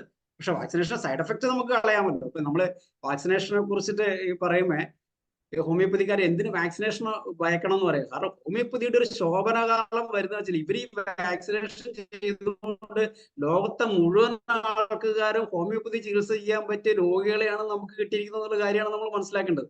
എന്താ കാര്യം എന്ന് വെച്ച് കഴിഞ്ഞാൽ ഇവർ ഈ വാക്സിനേഷന് കൊടുക്കുന്ന മരുന്നുകളും വേറെ തകരാറുകൾ ഉണ്ടാക്കത്തേ ഉള്ളൂ. പക്ഷെ നമുക്ക് എന്തായാലും അറിയാമോ, side effects, bad effects vaccination എന്ന് പറഞ്ഞാൽ നിങ്ങൾക്ക് എത്ര മരുന്നുകളാണ് നിങ്ങൾക്ക് ഉള്ളത് നോക്കൂ. അതിൽ തന്നെ ഏറ്റവും പ്രധാനപ്പെട്ട മരുന്നുകൾ നിങ്ങൾക്ക് അറിയാം. ഒന്ന് മെലാൻഡ്രിന, അതൊക്കെ പുസ്തകത്തിൽ പറഞ്ഞില്ല. പക്ഷെ അന്നത്തെ വാക്സിനേഷന്റെ കണ്ടന്റ് അല്ല കേട്ടോ ഇന്നത്തെ കണ്ടന്റ്. എന്നിരുന്നാൽ പോലും ബാഡ് എഫക്ട്സ് വാക്സിനേഷൻ എന്നുള്ള കുറെ മെഡിസിൻസ് ഉണ്ട്. പിന്നെ ഇനി പുതിയ ബാഡ് എഫക്ട്സ് വാക്സിനേഷൻസ് നമുക്ക് കുറച്ച് ദിവസം കൊണ്ട് കണ്ടുപിടിക്കാന്നേ. ഈ പേഷ്യൻസ് ഇത്രയും സൈഡ് എഫക്ട് കൊണ്ട് വരുന്നു. അപ്പൊ നമ്മൾ ഓരോ എന്താ പറയാ, നമ്മളിപ്പോ ഉള്ള കോവിഡിന്റെ വാക്സിനേഷൻസിന്റെ സൈഡ് എഫക്ട് നമ്മൾ ഒരു 10 കേസുകൾ എടുത്ത് നമുക്ക് റെപ്പർട്ടൈസ് ചെയ്ത് നമുക്ക് സുഖമായിട്ട് അടുത്ത വാക്സിനേഷന്റെ നമുക്ക് റെമഡി കണ്ടെത്താൻ പറ്റും. മെലാൻഡ്രിന ഒരു മെഡിസിൻ ആണെന്ന് നിങ്ങൾക്ക് അറിയാം. വാക്സിനിനം എന്ന് പറയുന്ന മെഡിസിൻ നിങ്ങൾക്ക് കേട്ടിട്ടുണ്ടാവും. വാക്സിനിനം കേട്ടിട്ടില്ല, ശ്രദ്ധിച്ചിട്ടില്ലാത്ത ആൾക്കാരൊന്ന് ബോറയ്ക്ക് വായിച്ചു നോക്കിയാൽ മതി. ഇതിനകത്ത് പറയുന്ന വാക്സിനകത്ത് ചേർക്കുന്ന ഇൻഗ്രീഡിയൻസിന്റെ കൊണ്ടുണ്ടാക്കുന്ന സാധനമാണ് വാക്സിനിനം. ആന്റിടാർട്ട് നിങ്ങൾക്ക് അറിയാം. ആന്റിടാർട്ട് പ്രധാനമായിട്ട് നമുക്ക് ഏറ്റവും കൂടുതൽ ഉപകാരപ്പെടും കുട്ടികളുടെ ഈ കുറുറുപ്പ് വന്നിട്ട്. ആന്റിടാർട്ടിനെ നമുക്കറിയാലോ, കുറുപ്പ് ഉണ്ടാവുമല്ലോ, ലാരിഞ്ചൈറ്റിസ് എന്നൊക്കെ പറയുന്ന സാധനം. ഈ വാക്സിനേഷൻ ചെയ്ത് കഴിഞ്ഞിട്ട് ഈ കുട്ടികളെ കുത്തിവെച്ച് കഴിഞ്ഞാൽ 3 ദിവസത്തിനുള്ളിൽ അവരുടെ കഫക്കെട്ട് കൂടും. അപ്പൊ നമ്മൾ മിക്കവാറും ചോദിച്ചാൽ മതി. ഞങ്ങളുടെ നാട്ടിലൊക്കെ വെച്ചാൽ ബുധനാഴ്ചയാണ് വാക്സിനേഷൻ കൊടുത്തുകൊണ്ടിരുന്നത്. എനിക്ക് വെള്ളിയാഴ്ച ആകുമ്പോഴേക്കും കൊണ്ടിരുന്ന കുട്ടികളോടെല്ലാം നിങ്ങളുടെ ചോദിക്കേണ്ട ഒരു ചോദ്യം ഉള്ളൂ, വാക്സിനേഷൻ എടുത്തിരുന്നോ? എടുത്തിരുന്നു, ബുധനാഴ്ച എടുത്തു. വേറെ ഒന്നും മെഡിസിൻ നമുക്ക് ഇവിടെ തപ്പി പോകണ്ട. പിന്നെ അവിടെ ആന്റിടാർട്ട് അങ്ങോട്ട് കൊടുത്താൽ മതി. പിന്നെ ഒന്ന് തൂജിയാണ്, നിങ്ങൾക്കറിയാം. സൾഫർ ഇതുപോലെ പറ്റിയ സാധനമാണ്. കാഴ്സിനോസിൻ, ട്യൂബർക്കുലിൻ, മെസീറിയം വാക്സിനേഷൻ. മെസീറിയത്തിന് പക്ഷേ സ്കിൻ ഡിസീസ് ആണ് ഉണ്ടാവുക. ഒരിക്കൽ സേട്ട് സാറ് മറ്റേ പറഞ്ഞിട്ടുള്ള ഒരു കാര്യമുണ്ട്. ഈ മാറാത്ത സ്കിൻ ഡിസീസ് കണ്ടു കഴിഞ്ഞാൽ, പ്രത്യേകിച്ച് കുട്ടികളിൽ വന്നു കഴിഞ്ഞാൽ, നിങ്ങൾ ആദ്യം ചിന്തിക്കേണ്ടത് കാരണം കിട്ടുമെന്ന് നോക്കുക. കിട്ടുന്നില്ല എങ്കിൽ നിങ്ങൾക്കൊരു കാരണം അസ്യൂം ചെയ്യുകയാണെങ്കിൽ അസ്യൂം ചെയ്യാവുന്ന ഏറ്റവും നല്ല കാരണം വാക്സിനേഷനാണ്. ഇപ്പൊ നമ്മൾ ഓട്ടിസത്തിനൊക്കെ നമ്മൾ പറയാറില്ലേ, കുട്ടി ജനിച്ചപ്പോൾ അമ്മമാർ പറയുന്നു കുട്ടി ജനിച്ചപ്പോൾ ഒരു കുഴപ്പമുണ്ടായിരുന്നില്ല ഡോക്ടറെ, എല്ലാ കാര്യങ്ങളും കൃത്യമായിരുന്നു. ഒരു 3-4 മാസം കഴിഞ്ഞതിന് ശേഷമാണ് കുട്ടിക്ക് പ്രോബ്ലം ഉള്ളതായിട്ട് അവർക്ക് ഐഡന്റിഫൈ ചെയ്യുന്നത്. അതുവരെ കാണിച്ച ഒരു പീഡിയാട്രീഷ്യൻസ് ഒന്നും പറഞ്ഞിട്ടില്ല എന്ന് പറയാറുണ്ട്. അപ്പൊ മേ ബി എന്തുകൊണ്ട് നമുക്ക് വാക്സിനേഷൻ നമുക്ക് സംശയിച്ചുകൂടാ? കാരണം വാക്സിനേഷൻ എടുത്ത് പിറ്റേ ദിവസം കുട്ടി ഓട്ടിസ്റ്റിക് ആയാലേ നമ്മൾ അറിയുള്ളൂ. ഒരു 2 ആഴ്ച കൊണ്ടോ ഒരു 3 മാസം അല്ല 1 മാസം കൊണ്ടോ ആണ് കുട്ടികൾ ചേഞ്ച് വരികയാണെങ്കിൽ നമ്മൾ അറിയില്ല. അങ്ങനെയാണ് ഇനിയിപ്പോൾ നമ്മൾ ഈ കോവിഡിനൊക്കെ പറയുന്നത്. എടുത്ത് ഇനി ഒരു കൊല്ലം കഴിഞ്ഞാൽ ഇപ്പോൾ നമ്മൾ കോവിഡിന് ആദ്യം മുതലേ സംശയിക്കാൻ നമ്മളെ പോലുള്ള പല പിന്നെ എന്താ പറയുക ഈ വാക്സിനെ സംശയിക്കുന്ന കുറെ ആൾക്കാർ ഉണ്ടായിരുന്നത് കൊണ്ടാണ് ഈ വാക്സിനേഷൻ സൈഡ് എഫക്റ്റ് ആണോ എന്ന് ജനങ്ങൾ സംശയിക്കുന്നത്. അതല്ലെങ്കിൽ നമ്മളിപ്പോ ഒരു മെഡിസിൻ കഴിച്ചു, ഒരു കൊല്ലം കഴിഞ്ഞിട്ട് ഒരു സിംറ്റം ഉണ്ടായി കഴിഞ്ഞാൽ നമ്മൾ എങ്ങനെ അറിയാൻ പറ്റും? ഇപ്പൊ നമുക്കറിയാം ജനറ്റിക് ആയിട്ടുള്ള ചില അഡ്ജസ്റ്റ്മെന്റ്, ജീൻ മോഡുലേറ്റഡ് ആയിട്ടുള്ള വിത്തുകൾ ഉണ്ടെന്ന് നമുക്കറിയാം. ജീൻ മോഡുലേറ്റഡ് ആയിട്ടുള്ള പിന്നെ പഴങ്ങളല്ല സസ്യങ്ങൾ ഉണ്ടെന്ന് നമുക്കറിയാം. ജീൻ മോഡുലേറ്റഡ് ആയിട്ടുള്ള മെഡിസിൻസ് ഉണ്ടെന്ന് അറിയാം. ആ ജീൻ മോഡുലേറ്റഡ് ആയിട്ടുള്ള മെഡിസിൻ ഉണ്ട് എന്നുള്ള കാര്യം ഓർക്കുമ്പോൾ നമുക്ക് ആലോചിക്കാം, ഒരു മനുഷ്യന്റെ ശരീരത്തിലേക്ക് ഒരു ഇഞ്ചക്ഷൻ വെച്ച് കഴിഞ്ഞാൽ ഒരു ജീൻ മോഡുലേറ്റഡ് ആയിട്ടുള്ള ഒരു സാധനത്തെ ഇഞ്ചക്ട് ചെയ്യാൻ പറ്റില്ലേ എന്ന് നിങ്ങൾ ഒരു സയന്റിസ്റ്റിനോട് ചോദിച്ചു നോക്കുക. തീർച്ചയായിട്ടും പറ്റും. ഇപ്പോഴല്ല, ഇത്ര നമ്മൾ അന്ന് Y2K പ്രോബ്ലം എന്ന് പറഞ്ഞ പണ്ട് കമ്പ്യൂട്ടറിൽ ഒരു പ്രശ്നം ഉണ്ടായിരുന്നു. 2000 എന്ന ദിവസം ആകുന്ന ആ സമയത്ത് കമ്പ്യൂട്ടറുകളെല്ലാം കുറെ കമ്പ്യൂട്ടർ സ്റ്റക്കായി പോകും എന്ന് വിചാരിച്ചിരുന്ന ഒരു പ്രശ്നം ഉണ്ടായിരുന്നു. ഇതുപോലെ തന്നെ ഒരു നിശ്ചിത പീരീഡ് കഴിയുമ്പോൾ ആക്ടിവേറ്റ് ചെയ്യുന്ന ഒരു ജീനിനെ ഇനോക്കുലേറ്റ് ചെയ്യാൻ പറ്റില്ലേ എന്ന് ചോദിച്ചു കഴിഞ്ഞാൽ പറ്റാനുള്ള സാധ്യതയുണ്ട് എന്നുള്ള കാര്യം നമ്മൾ മനസ്സിലാക്കുക. അപ്പോൾ ഇതിനകത്തും ഇതൊരു ഫോറിൻ ബോഡി ആണെങ്കിൽ നിങ്ങൾക്ക് ഏറ്റവും കൂടുതൽ സഹായിക്കാൻ ഭാവിയിൽ ഉപകാരപ്പെടുന്ന ഒരു മെഡിസിൻ സൈലീഷ്യാണ് എന്നുള്ള കാര്യമാണ് ഞാനിവിടെ പറയാൻ ഉദ്ദേശിക്കുന്നത്. അത് ഒരു ഫോറിൻ ബോഡി തന്നെയാണ്. ഫോറിൻ ബോഡി നമ്മുടെ ശരീരത്തിനകത്ത് കയറുന്നതിനെ കുറിച്ച് പറയുന്നത് വെച്ചാൽ ശരീരത്തിൻ്റെതായ എല്ലാ പ്രതിരോധ രീതികളും ഒരു രോഗമോ രോഗാണുവോ അല്ലെങ്കിൽ ഇതൊക്കെ കയറാതെ നമ്മൾ ശ്രദ്ധിക്കും. പക്ഷേ നമ്മളൊരു ഇഞ്ചക്ഷൻ വഴി അതിന് ഉള്ളിലോട്ട് കുത്തി കയറ്റി കഴിഞ്ഞാൽ അതിന് പിന്നെ രക്ഷയില്ല, അതിന് സ്വീകരിക്കല്ലാണ്ട് രക്ഷയില്ല. സ്വീകരിക്കാൻ പറ്റുന്നതാണ് സ്വീകരിക്കും. ആ സ്വീകരിക്കുന്നതിന് തന്നെ അതിന് നമ്മൾ ഉപദ്രവിക്കാതിരിക്കാൻ അത് പരമാവധി ശരീരം അതിനെങ്ങനെ പിന്നെ എന്താ പറയുക ഡീറ്റോക്സിഫൈ ചെയ്യാൻ പറ്റുമെന്ന് നോക്കും. നിങ്ങൾ ഒരു മുത്തുച്ചിപ്പി ഉണ്ടാവുന്നത് നിങ്ങൾക്ക് അറിയാമായിരിക്കും. മുത്തുച്ചിപ്പി ഉണ്ടാക്കുന്നതെന്ന് വെച്ചാൽ ആ മദർപേൾ ആ പേളിന്റെ ഉള്ളില് പെട്ടുപോകുന്ന മണൽത്തരികളാണ് പിന്നെ മുത്തുച്ചിപ്പികളായിട്ട് മാറുന്നത്. ഇപ്പൊ എന്താ ചെയ്യുന്നതെന്ന് വെച്ചാൽ ആ പേളിനെ പിടിച്ചിട്ട് അതിന്റെ ഉള്ളില് മണൽത്തരികൾ ഇടുകയാണ് ചെയ്യുക. എന്നിട്ട് ആ മണൽത്തരി നമ്മൾ പറഞ്ഞില്ല, നമ്മുടെ കണ്ണിന്റെ ഉള്ളിൽ ഒരു മണൽത്തരി പോയി കഴിഞ്ഞാൽ എന്ത് പറ്റും? ഇതേപോലെ തന്നെ ആ പിന്നെ ഒരു ഇറിറ്റന്റ് ആയിട്ടുള്ള വസ്തു ഈ പേളിന്റെ ഉള്ളിൽ ആ ജീവിന്റെ ഉള്ളിലിടുമ്പോൾ അത് അതിനെ ഉപദ്രവിക്കാതിരിക്കാൻ എന്ത് ചെയ്യുന്നു വെച്ച് കഴിഞ്ഞാൽ അതിന്റെ ആ അസ്വസ്ഥത കുറയ്ക്കാൻ വേണ്ടിയിട്ട് അതിന് ചുറ്റും കാൽഷ്യം അടിഞ്ഞ് അത് നല്ല മിനുസമുള്ള കല്ലുകളായി അത് നമുക്കൊരു ഉപദ്രവമില്ലാത്തതായിട്ട് മാറ്റുകയും ആ കല്ലിനെ ആ മുത്തിനെയാണ് നമ്മൾ മുത്തുന്നുള്ള രീതിയിൽ പുറത്തെടുക്കുന്നത്. ഇതുപോലെ ശരീരത്തിനുള്ളിൽ ചില ഫോറിൻ ബോഡീസ് ചെന്ന് കഴിഞ്ഞാൽ ശരീരം അതിന് ചുറ്റും കാൽഷ്യമോ അല്ലെങ്കിൽ നമ്മൾ ഇറിറ്റന്റ് ആക്കാത്ത രീതിയിലുള്ള എന്തെങ്കിലും സാധനങ്ങളൊക്കെ പൊതിഞ്ഞു മാറ്റിയിട്ട് അതിനെ ഒരു വഴിക്കാക്കാൻ നോക്കും, ഒരിടത്ത് അടുക്കി ഒതുക്കി വെക്കാൻ നോക്കും. ഇതില്ലെങ്കിൽ ഇതിനെ ഏതെങ്കിലും വിധത്തിൽ പുറത്ത് കളയാൻ വേണ്ടി നോക്കും. അപ്പൊ അങ്ങനെ എന്തൊക്കെയായാലും അതിനെ പുറത്ത് കളയാൻ നമ്മുടെ സൈലീഷ്യ നമ്മളെ സഹായിക്കും എന്നുള്ള കാര്യം ഓർക്കുക. അപ്പോ ഞാൻ അടുത്തതൊരു കേസ് കാണിച്ചു തരാം. അതിനകത്ത് എന്താ സംഭവം എന്ന് വെച്ചാല് ഒരു പേഷ്യന്റ് എൻ്റെ പിന്നെ അദ്ദേഹത്തിന്റെ കാലിന്റെ വിരലിന്റെ അവിടെ പിന്നെ കാൽവിരലിന്റെ പിന്നെ തള്ളവിരലിന്റെ അടുത്ത് ഒരു മുഴ പോലെ ഉണ്ട്. അപ്പൊ ഞാൻ തൊട്ട് നോക്കുമ്പോൾ കല്ലിപ്പുണ്ട്. ഇതൊക്കെ എങ്ങനെ പറ്റുമെന്ന് വെച്ചാൽ മുമ്പ് എപ്പോഴോ മുറിഞ്ഞതാണ്. അപ്പൊ എന്നിട്ട് കുറെ കാലമായിട്ട് അതെല്ലാം മാറി മുറിഞ്ഞ പാടുകൾ വേറെ ഒന്നുമില്ല, എല്ലാം ഹീൽ ചെയ്തതാണ്. പിന്നെ അന്ന് സ്റ്റിച്ചിട്ട് ഉണങ്ങി എന്ന് പറഞ്ഞു. അപ്പോൾ പിന്നെ ഞാൻ അത് സൈലീഷിനെ കുറിച്ചിട്ടൊന്നും ചിന്തിച്ചിട്ടില്ല. ഞാൻ അവിടെ ആ മുറിവിനോ അദ്ദേഹത്തിന്റെ വേദനയ്ക്കൊക്കെ മരുന്നുകൾ ഇങ്ങനെ കൊടുത്തുകൊണ്ടിരുന്നു. അപ്പൊ ഒരു മുഴ ഇങ്ങനെ ഉണ്ട്. അപ്പൊ മുഴനെ നമ്മൾ പറഞ്ഞാൽ ചിലപ്പോൾ നമ്മൾ പറഞ്ഞാൽ പിന്നെ ഹെപ്പാസൾഫോ എന്തെങ്കിലും കുറിച്ച് പൊട്ടിക്കണോ എന്നൊക്കെ ഇങ്ങനെ വിചാരിച്ചിരിക്കുകയാണ്. അപ്പൊ എന്തൊരു തോന്നൽ സ്ലൈഡ് മാറി. ഹലോ, ഇപ്പഴാ മാറിയ. കേൾക്കുന്നില്ല മേഡം? അല്ല, ഞാനത് ജസ്റ്റ് പറഞ്ഞിട്ട് എടുക്കാന്ന് വിചാരിച്ചിട്ടാ. അപ്പൊ ഞാൻ പിന്നെ അതിനകത്ത് എന്താ ചെയ്യുന്നത് വെച്ചാല് അവർക്കൊരു സൈലീഷ്യ കൊടുത്തു. അതിനകത്ത് ഈ ഫസ്റ്റ് സ്ലൈഡ് എന്ന് പറഞ്ഞാൽ ആ പേഷ്യന്റ് എനിക്ക് അയച്ച മെഡിസിൻ ആണ്, ഇതാണ് അവർ വാട്സാപ്പിൽ എനിക്ക് അയച്ചാണ്. ജനീഷിന്റെ കാലിൽ നിന്ന് ട്യൂബ് തറച്ച സ്ഥലത്ത് നിന്ന് വരുന്ന നങ്കീസ് എന്ന് പറഞ്ഞാല് നമ്മുടെ നാട്ടിൽ മലയാളത്തിൽ, നിങ്ങളുടെ നാട്ടിൽ നൂലിന് നങ്കീസ് എന്ന് പറയുമോ? നങ്കീസ് എന്ന് പറയും. നിങ്ങൾ കേട്ടിട്ടുണ്ടാവില്ല അല്ലേ? കണ്ണൂരുകാരുടെ ചില ഭാഷകളൊന്നാണ്. കേട്ടിട്ടുണ്ട്. അപ്പൊ ഈ നങ്കീസ് കേട്ടിട്ടില്ല. അപ്പൊ നൂലിന് നങ്കീസ് എന്ന് പറയും. അപ്പൊ ഈ ട്യൂബ് പണ്ട് പിന്നെ എന്തല്ലേ നമ്മുടെ പിന്നെ ട്യൂബ് പൊട്ടിയിട്ട് തറച്ചിരുന്നു. ആ തറച്ചിരുന്ന ഭാഗത്ത് നിന്ന് അയാൾ ഇതെല്ലാം എടുത്ത് കളഞ്ഞിട്ട് അതിൽ സ്റ്റിച്ച് ഇട്ടിരുന്നു. അപ്പൊ എന്തോ സ്റ്റിച്ചിട്ട കഥ പറഞ്ഞപ്പോഴാണ് ഇനി സ്റ്റിച്ചിന് എന്തെങ്കിലും ബാക്കി അവിടെ ഉണ്ടാവോ, ചില്ലെല്ലാം കംപ്ലീറ്റ് എടുത്തു കളഞ്ഞു എന്നാണ് പറഞ്ഞത് എന്നൊക്കെ വിചാരിച്ചിരുന്നപ്പോ ഞാൻ എന്തായാലും സൈലീഷ് കൊടുക്കാം. സൈലീഷ് കൊടുത്തു കഴിഞ്ഞപ്പോ നോക്കണം, അതിന്റെ ഉള്ളിൽ നിന്ന് ഒരു നൂലിങ്ങനെ പുറത്തോട്ട്, നിങ്ങൾക്ക് അവിടെ കാണാം, ഒരു നൂല് ഇങ്ങനെ പുറത്തോട്ട് നീണ്ടു വരുന്നു. അപ്പൊ എന്നിട്ട് ഇയാള് ആ നൂല് ഇതെങ്ങനെ വേറെ എന്തെങ്കിലും പറ്റുമോ വെച്ചാൽ അയാൾ ആ നൂല് മുറിച്ച് കളഞ്ഞത്രേ. മുറിച്ച് കളഞ്ഞിട്ട് ഒരു കഷ്ണം എനിക്ക് നൂല് എനിക്ക് ഞാൻ അതൊരിക്കലും വിചാരിച്ചില്ല. അത് നീല നിറമുള്ള നൂലും കൂടിയാണ്. എങ്ങനെയാണ് നീല നിറമുള്ള, അന്ന് കറുത്ത നൂലുകളാണ് ഞാൻ സ്റ്റിച്ചിന് കാണുന്നത്, പക്ഷെ എന്താണെന്ന് എനിക്ക് അറിയില്ല. അപ്പൊ ഇങ്ങനെ ഒരു നൂല് പുറത്തു വന്നു. ഞാൻ എന്നിട്ട് പറഞ്ഞു എന്തായാലും മെഡിസിൻ ഇത് തുടർന്നായിട്ട് കഴിക്കാൻ പറഞ്ഞു. പിന്നെ നോക്കുമ്പോണ്ട് ആ നൂലിങ്ങനെ നീണ്ടു നീണ്ടു വരുന്നു. അപ്പൊ ഞാൻ പറഞ്ഞത് പതുക്കെ വലിച്ചെടുക്കാൻ പറ്റുമോ നോക്ക്, ഇല്ലെങ്കിൽ പണ്ട് ചിലതരം ബേംസിനെ പുറത്താക്കുന്ന രീതിയുണ്ട്. നീളമുള്ള ഒരുതരം വിറകളെ ഗുജറാത്ത് പോലുള്ള സ്ഥലങ്ങളിലൊക്കെ ആൾക്കാർ കുളത്തിൽ നിന്ന് കയറുന്ന ഒരു വരാനെ പുറത്തായിട്ട് നമുക്ക് പുസ്തകത്തിൽ കാണാം.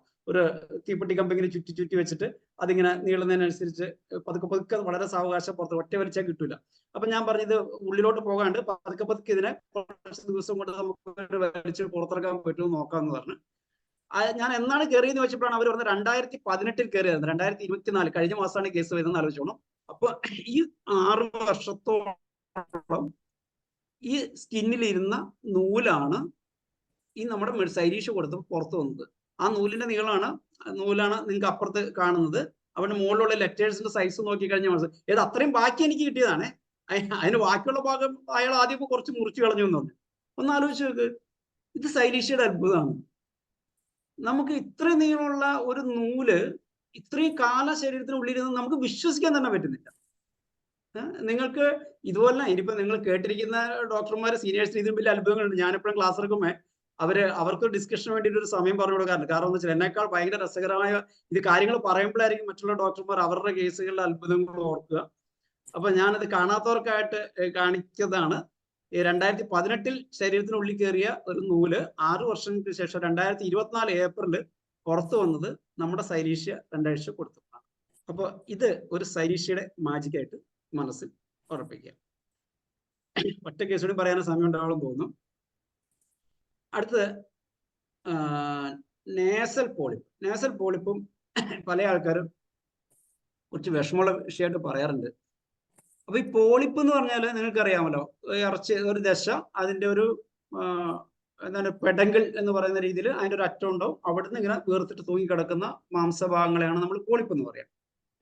ഈ നേസൽ പോളിപ്പ് ശ്രദ്ധിക്കണം കേട്ടോ. കാരണം എന്ന് വെച്ചാൽ നേസൽ പോളിപ്പും ഈ ടെർബനേറ്റ് എൻലാർജിനും പല ഡോക്ടർമാർക്കും മാറിപ്പോകാറ്. അപ്പൊ അത് നമ്മൾ പിന്നെ പറയുമ്പോൾ നമ്മൾ നേസൽ പോളിപ്പ് എന്നൊക്കെ എഴുതി കൊടുത്തിട്ട് അലോപ്പതി ഡോക്ടർ ടെർബനേറ്റ് എൻലാർജർ എന്നൊക്കെ പറഞ്ഞാൽ നമുക്ക് നാണക്കേടാണ്. അപ്പൊ അതുകൊണ്ട് അങ്ങനെ മണ്ടത്തരങ്ങളൊന്നും ചെയ്യാണ്ട് എന്താണ് പോളിപ്പ്, എന്താണ് ടെർബനേറ്റ്സ് എന്നുള്ള കാര്യം നിങ്ങളൊന്ന് പഠിച്ചു വെച്ചോണേ. പുസ്തകങ്ങളൊക്കെ ഇഷ്ടംപോലെ നമുക്ക് ഇതൊക്കെ നമുക്ക് ഇപ്പൊ അവൈലബിൾ ആയിരിക്കും. അപ്പോ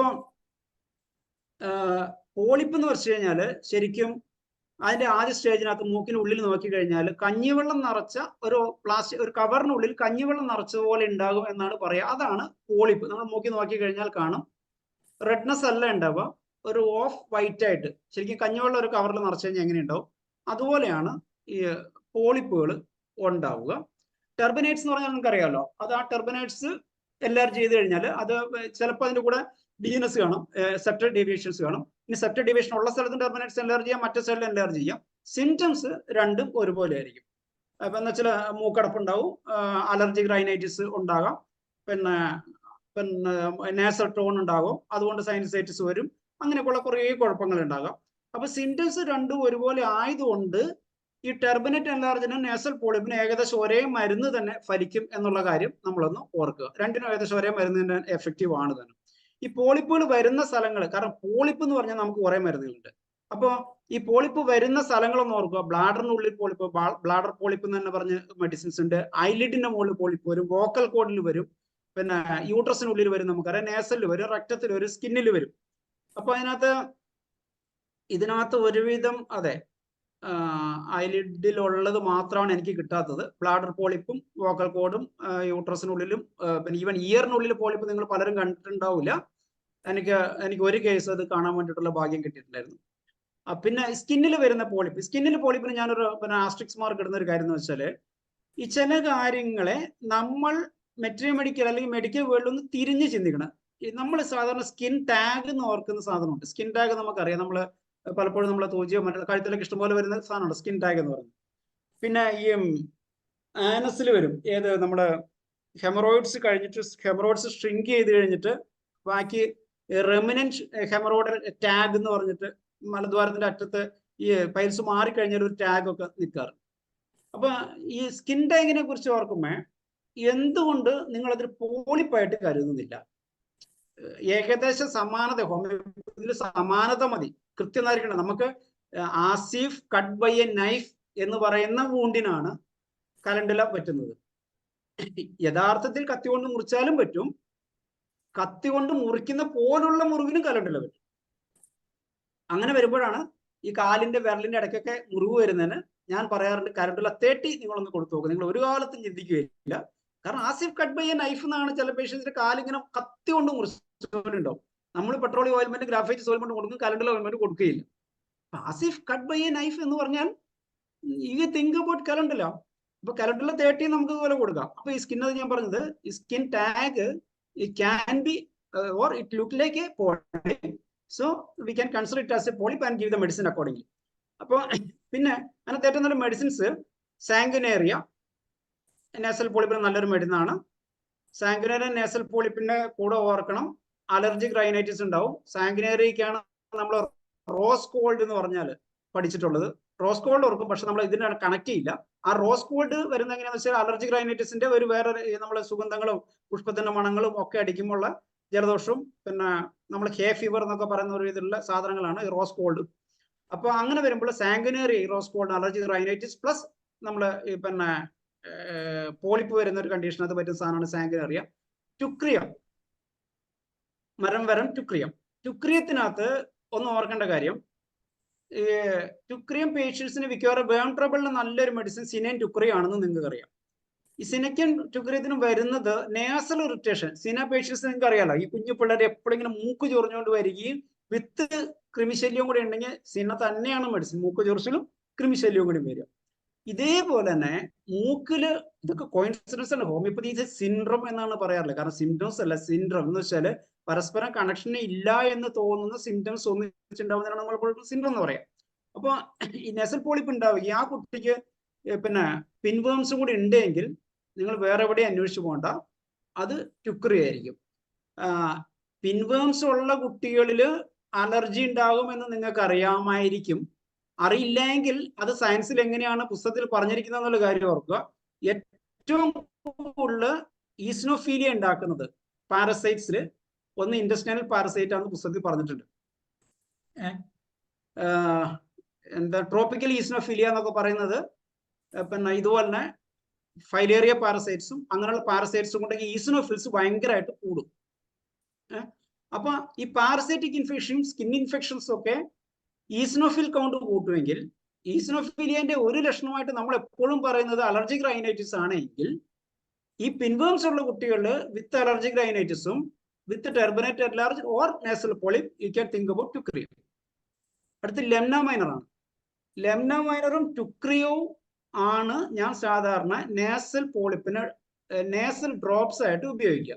നേസൽ ഡ്രോപ്സ് ഈ നമ്മൾ മെഡിസിൻസ് ശരീരത്തിന്റെ ഉള്ളിൽ ചെന്നിട്ട് ആ ഒരു ഓർഗനിൽ എത്തുന്നതിന് പോലെ തന്നെ ആ ഒരു ഭാഗത്ത് തന്നെ അപ്ലൈ ചെയ്യും. ഈ നമ്മുടെ ഈ ടെക്നിക്ക് അലോപ്പതിക്കാർ ഉപയോഗിക്കാൻ തുടങ്ങി നിങ്ങൾക്ക് അറിയാമല്ലോ.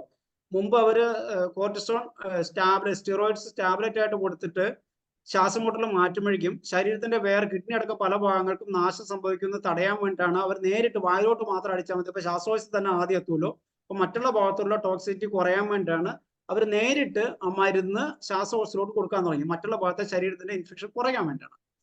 അപ്പൊ ഹനുമാൻ തന്നെ പറഞ്ഞിട്ടുണ്ട്, നിങ്ങൾക്ക് ഒരു ഇൻഫെക്ഷൻ ഉണ്ടെങ്കിൽ ഇൻഡിക്കേറ്റഡ് മെഡിസിൻ ആ ഭാഗത്ത് അപ്ലൈ ചെയ്യാമെന്ന് പറഞ്ഞിട്ട്, സ്കിൻ ഡിസീസ് ഒക്കെ മാറ്റാൻ വേണ്ടിയിട്ട് പറഞ്ഞിട്ട്. അപ്പൊ സെയിം തിങ് നിങ്ങൾക്ക് ആപ്ലിക്കബിൾ ആണ്. ടുക്രിയും ലെംനയിലും ബോറിക്കിനകത്ത് എഴുതിയിട്ടുണ്ട്. ടുക്രിയും ലെംനയും എക്സ്റ്റേണൽ ആപ്ലിക്കേഷൻ ആയിട്ട് നിങ്ങൾക്ക് നേസൽ ഡ്രോപ്സ് ആയിട്ട് ഉപയോഗിക്കാം. നേസൽ ഡ്രോപ്സ് ഉപയോഗിക്കുന്ന രീതിയും കൂടെ ഞാൻ പറഞ്ഞുതരാം.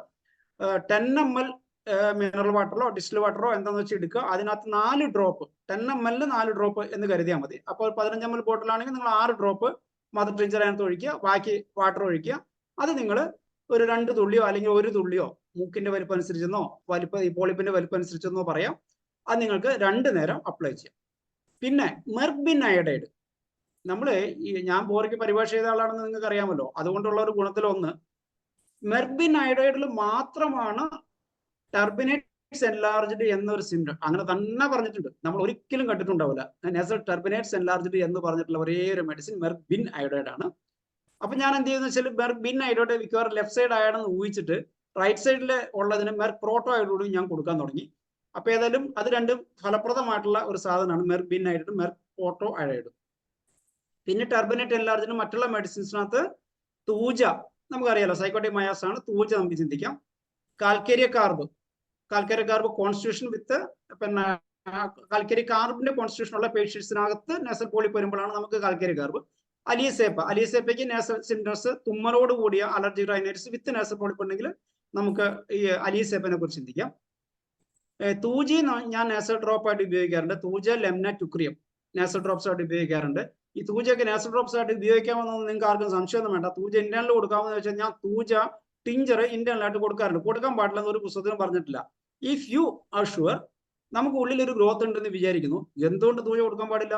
തൂജ കൊടുക്കൂ. തൂജ ടിഞ്ചർ നിങ്ങൾക്ക് ഉള്ളിൽ കൊടുക്കാം. നമുക്ക് കുറെ ധാരണ ഇതൊന്നും കൊടുക്കാൻ പാടില്ല. ഒന്നും സംഭവിക്കില്ല, രോഗം മാറിയല്ലാതെ തൂജയാണ് ആ കണ്ടീഷനെങ്കിൽ നമുക്കത് ഉള്ളിൽ കൊടുത്താൽ നമുക്ക് മാറ്റാൻ പറ്റും. പിന്നെ എല്ലാ പോളിപ്പിനും കൂടി എന്ന് വെച്ചാൽ മോളിൽ കാണിച്ചിട്ടുള്ള പോളിപ്പില്ലേ, bladder, eyelid, ear, vocal cord, ഇത്രയും പോളിപ്പിന് എൻ്റെ ഒരു ടെക്നിക്കും കൂടിയാണ് പറഞ്ഞിരുന്നത്. ഞാൻ ചില നേരത്തെ എൻ്റെ റെപ്പറൈസേഷൻ്റെ കുറെ മാജിക് ടെക്നിക്കുകൾ ഉണ്ട്. അതിലൊരു ടെക്നിക്കാണ് ഞാൻ പറഞ്ഞത്. എല്ലാ പോളിപ്പും കൂടി എടുത്തിട്ട് റെപ്പറൈസ് ചെയ്തു. അപ്പൊ എന്താ കാര്യം അറിയുമോ? റെപ്പറൈസ് ഈ പോളിപ്പിനുള്ള സർവ്വരോഗ സംഹാരിയായ ഒരു 4 മരുന്നിന് കിട്ടി. അത് calcarea carb, thuja, teucrium, phosphorus ആണ്. അതൊന്ന് എഴുതി വെക്കുക. Calcarea carb, thuja, teucrium, phosphorus. നിങ്ങളുടെ അത് എല്ലാ പോളിപ്പിനും ഈ പറഞ്ഞ മുകളിൽ പറഞ്ഞ ഒരു 5-6 പോളിപ്പ് ഉണ്ടല്ലോ, എല്ലാ പോളിപ്പും എടുത്ത് റെപ്പറൈസ് ചെയ്ത് കഴിഞ്ഞാൽ നിങ്ങൾക്ക് ഇതെല്ലാം കവർ ചെയ്യുന്ന മെഡിസിൻസ് ഈ 4 മെഡിസിൻസ് ആണ് എന്നുള്ള കാര്യം ഒന്ന് ഓർക്കുക. ഇനി ഞാനൊരു കേസ് പറഞ്ഞുതരാം. ഈ കേസ് ആ പേഷ്യന്റിന് ഏകദേശം 70 വയസ്സ് പ്രായമുണ്ട്. അപ്പോൾ ഞാൻ പേഷ്യന്റിനെ നേരിട്ട് കണ്ടിട്ടില്ല. ആലപ്പുഴ ആ ഭാഗത്തു നിന്നാണ് ഈ പേഷ്യന്റ് എന്നെ വിളിച്ച്, അവരുടെ മകൻ എന്നെ വിളിച്ചിട്ടാണ് പറഞ്ഞത്. ഇവര് ഫോട്ടോ എനിക്ക് അയച്ചു തന്നു. ഇപ്പൊ കാണുന്ന ഈ ഫോട്ടോ എൻ്റെ അടുത്ത് ഇപ്പൊ 2 ഫോട്ടോയോ നല്ല ഫോട്ടോയോ ഉള്ളൂ. അപ്പൊ ഈ ഫോട്ടോന്റെ ആദ്യ ഘട്ടം എന്താ വെച്ചാല്, ഈ പേഷ്യന്റ് നമ്മുടെ നേരെ നിന്ന് കഴിഞ്ഞാല് ഈ മൂക്കിന്റെ ഇവിടുന്ന് താഴെ ഈ 2 മൂക്കിലും ഇറച്ചി ദശ ഇങ്ങനെ തൂങ്ങി നിൽക്കുമായിരുന്നു. ഇയാൾക്ക് ശ്വാസം കഴിക്കാനേ പറ്റില്ല. ഇയാൾ വായിലൂടെയാണ് ശ്വസിച്ചുകൊണ്ടിരുന്നത്. നമുക്കറിയാലോ അങ്ങനെ ദശ നമുക്ക് എത്ര ഫില്ലായിട്ടായിരിക്കും നോക്കുക. ഇയാൾ മൂക്കിൽ ഒരു പ്രവർത്തനം ശ്വാസം കഴിക്കാൻ പറ്റില്ല. ഫുൾ ടൈം തുമ്മിന്ന് മൂക്കിൽ ഒലിപ്പിച്ചുകൊണ്ടിരിക്കും.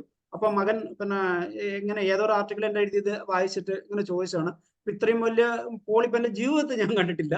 അപ്പൊ ഞാനിത് മാറുമെന്ന് എനിക്ക് ഒരു പ്രതീക്ഷയില്ല. പിന്നെ ഞങ്ങൾക്ക് 70 വയസ്സായതുകൊണ്ട് നമുക്ക് ധൈര്യമായിട്ട് മരുന്ന് കൊടുക്കാമല്ലോ. കാരണം അവർക്ക് ഓപ്പറേഷൻ ചെയ്യാൻ ആ മനുഷ്യന് കുറെ രോഗങ്ങളുണ്ട്. അപ്പൊ അതുകൊണ്ട് അദ്ദേഹത്തിന് ഓപ്പറേഷൻ ചെയ്യാൻ പറ്റില്ല എന്ന് അവർ പറഞ്ഞതുകൊണ്ട് ഞാൻ പറഞ്ഞു ഞാനൊന്ന് നോക്കാം എന്ന് പറഞ്ഞു. അപ്പൊ ഞാൻ ഇതുപോലെ 1 ആഫ്റ്റർ അനദർ ആയിട്ടാണ് മെഡിസിൻ കൊടുക്കുക. ലെംന മൈനറും ടുക്രിയവും എല്ലാം. കാരണം വേറെ ഒരു സിംറ്റംസും നമുക്ക് കിട്ടില്ല. ബാക്കിയൊന്നും നമ്മുടെ കൺട്രോളിലുള്ള സിംറ്റം അല്ല. കാരണം ഇയാൾക്ക് അങ്ങേയറ്റത്തെ ഷുഗറാണ്. പിന്നെ അയാൾക്ക് കാർഡിയാക് മെഡിസിൻസ് കഴിക്കുന്നുണ്ട്, ആസ്മന്റെ മെഡിസിൻ കഴിക്കുന്നുണ്ട്, എന്തൊക്കെയോ മരുന്ന് കഴിക്കുന്നുണ്ട്. നമ്മൾ എന്താ ഈ വൺ സൈഡ് ആയിട്ട് മൂക്കേ മാത്രമാണ് നമ്മൾ പിടിക്കുക. കാരണം അത് ആ ഒരു സിംറ്റം മാറ്റിക്കണേ അയാൾ മൂക്കികളെ ശ്വസിക്കാനെങ്കിലും പറ്റുമല്ലോ എന്ന് വിചാരിച്ചിട്ടാണ് ഞാൻ മരുന്ന് കൊടുത്തുകൊണ്ടിരുന്നത്. അത് ഏകദേശം ഒരു 3-4 മാസം കൊടുത്തു കഴിഞ്ഞപ്പോഴുള്ള ചിത്രമാണ് ഇങ്ങനെ സൈഡിൽ കാണുന്നത്. ആ മനുഷ്യന് ഒരു മൂക്ക് നന്നായിട്ട് തുറന്നു, മറ്റേ മൂക്കിൽ ചെറിയ കഷ്ണം ഉള്ളിലുണ്ട്. ഈ മനുഷ്യൻ എന്താ പറയുക, നമ്മളെ സ്വസ്ഥമായിട്ട് ഈ മനുഷ്യൻ ശ്വസിക്കാൻ പറ്റും. കൂർക്കം പോലും മാറും. മറ്റു മൂക്കികൾ പോലും ശ്വസിക്കാൻ പറ്റുന്നതായിരുന്നില്ല. ആ മനുഷ്യന് സുഖമായിട്ട് ശ്വസിക്കാൻ പറ്റുന്ന ഒരവസ്ഥയായി. അവസാനം അദ്ദേഹം കഴിഞ്ഞ കോവിഡ് കാലത്താണ്, കോവിഡ് പിടിച്ചിട്ടാണ് മരിച്ചത്. മൂക്കിന്റെ അസുഖമായിട്ടല്ല മരിച്ചത്. അപ്പോൾ ഇതുപോലെ ഈ പോളിപ്പ് പല ഡോക്ടർമാർക്കും ബുദ്ധിമുട്ടുള്ളത് കൊണ്ടാണ് ഞാൻ പറഞ്ഞത് പോളിപ്പ് നമുക്ക് അഷ്വർ ചെയ്തിട്ട് മാറ്റാൻ പറ്റും.